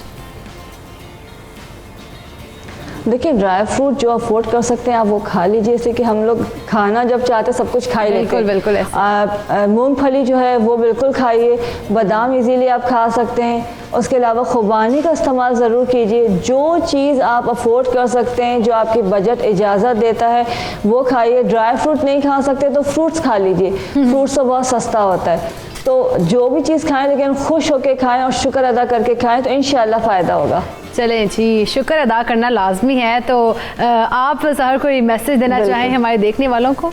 मैं सबको यही मैसेज देना चाहूँगी, हमेशा देती हूँ, खाने से related everything in moderation including moderation and you are what. आप जो खाते हैं आप वो बन जाते हैं। अल्लाह ताला ने जो भी चीज़ें, मैं रिफाइंड शुगर्स और आर्टिफिशियल और सिंथेटिक फूड आइटम्स की बात नहीं कर रही। अल्लाह ताला ने हमें खुराक के लिए जो भी चीज़ें दुनिया में फराहम की हैं वो इससे फराहम की हैं क्योंकि अल्लाह ताला चाहते हैं हम उसकी अफादियत जो है बिल्कुल हमें उसकी अफादियत हो, हम उसका टेस्ट, उसका जायका लें। तो हर चीज़ का जायका लें, बट देन अगेन मियाना रवि एक्सेसिव यूज डॉक्टर साहब, आप लास्टली कोई मैसेज देना चाहें अपने देखने वालों को? मैं बिल्कुल जी व्यूअर को ज़रूर मैसेज देना चाहूँगा और उनसे कहूँगा कि एक हदीस की रोशनी में हज़रत अबू दरदा से रवायत है कि हज़ूर अकरम सल्लल्लाहु अलैहि वसल्लम के पास एक थाल आया गया जिसके अंदर अंजीर थी। तो आपने फरमाया कि सब साहबियों से कहा कि खाओ, इसके अंदर जो है शिफा है और ये बवासीर और जोड़ों के दर्दों के लिए बहुत फ़ायदेमंद है। तो इससे बड़ी और मेरे ख्याल में कोई चीज़ नहीं हो सकती कि हज़ूर अकरम सल्लल्लाहु अलैहि वसल्लम ने खुद फरमाया कि ये बवासीर और जोड़ों के दर्दों के लिए बहुत फ़ायदेमंद है। तो प्लीज़ मेरे ख्याल में कुछ और कहने की ज़रूरत नहीं है, ये ज़रूर खाएँ। चलें जी, मैसेजेस तो आ गए बड़े अच्छे अच्छे। सबसे बढ़कर ये कि हमें एक कुछ भी चीज़ खा रहे हैं हमें उसको एक्सेसिव यूज़ नहीं करना चाहिए। मियाना रवि रखिए और शुक्र अदा करिए जो कुछ अल्लाह ताला ने आपको दिया है। तो प्रोग्राम का वक्त हुआ है ख़त्म, इसका फीडबैक ज़रूर हमें दीजिएगा और कल फिर आपसे मुलाकात करेंगे इसी टाइम में। तो सुबह सवेरे पाकिस्तान से अब तक के लिए इतना ही, मुझे दीजिए इजाज़त। अल्लाह हाफ़िज़।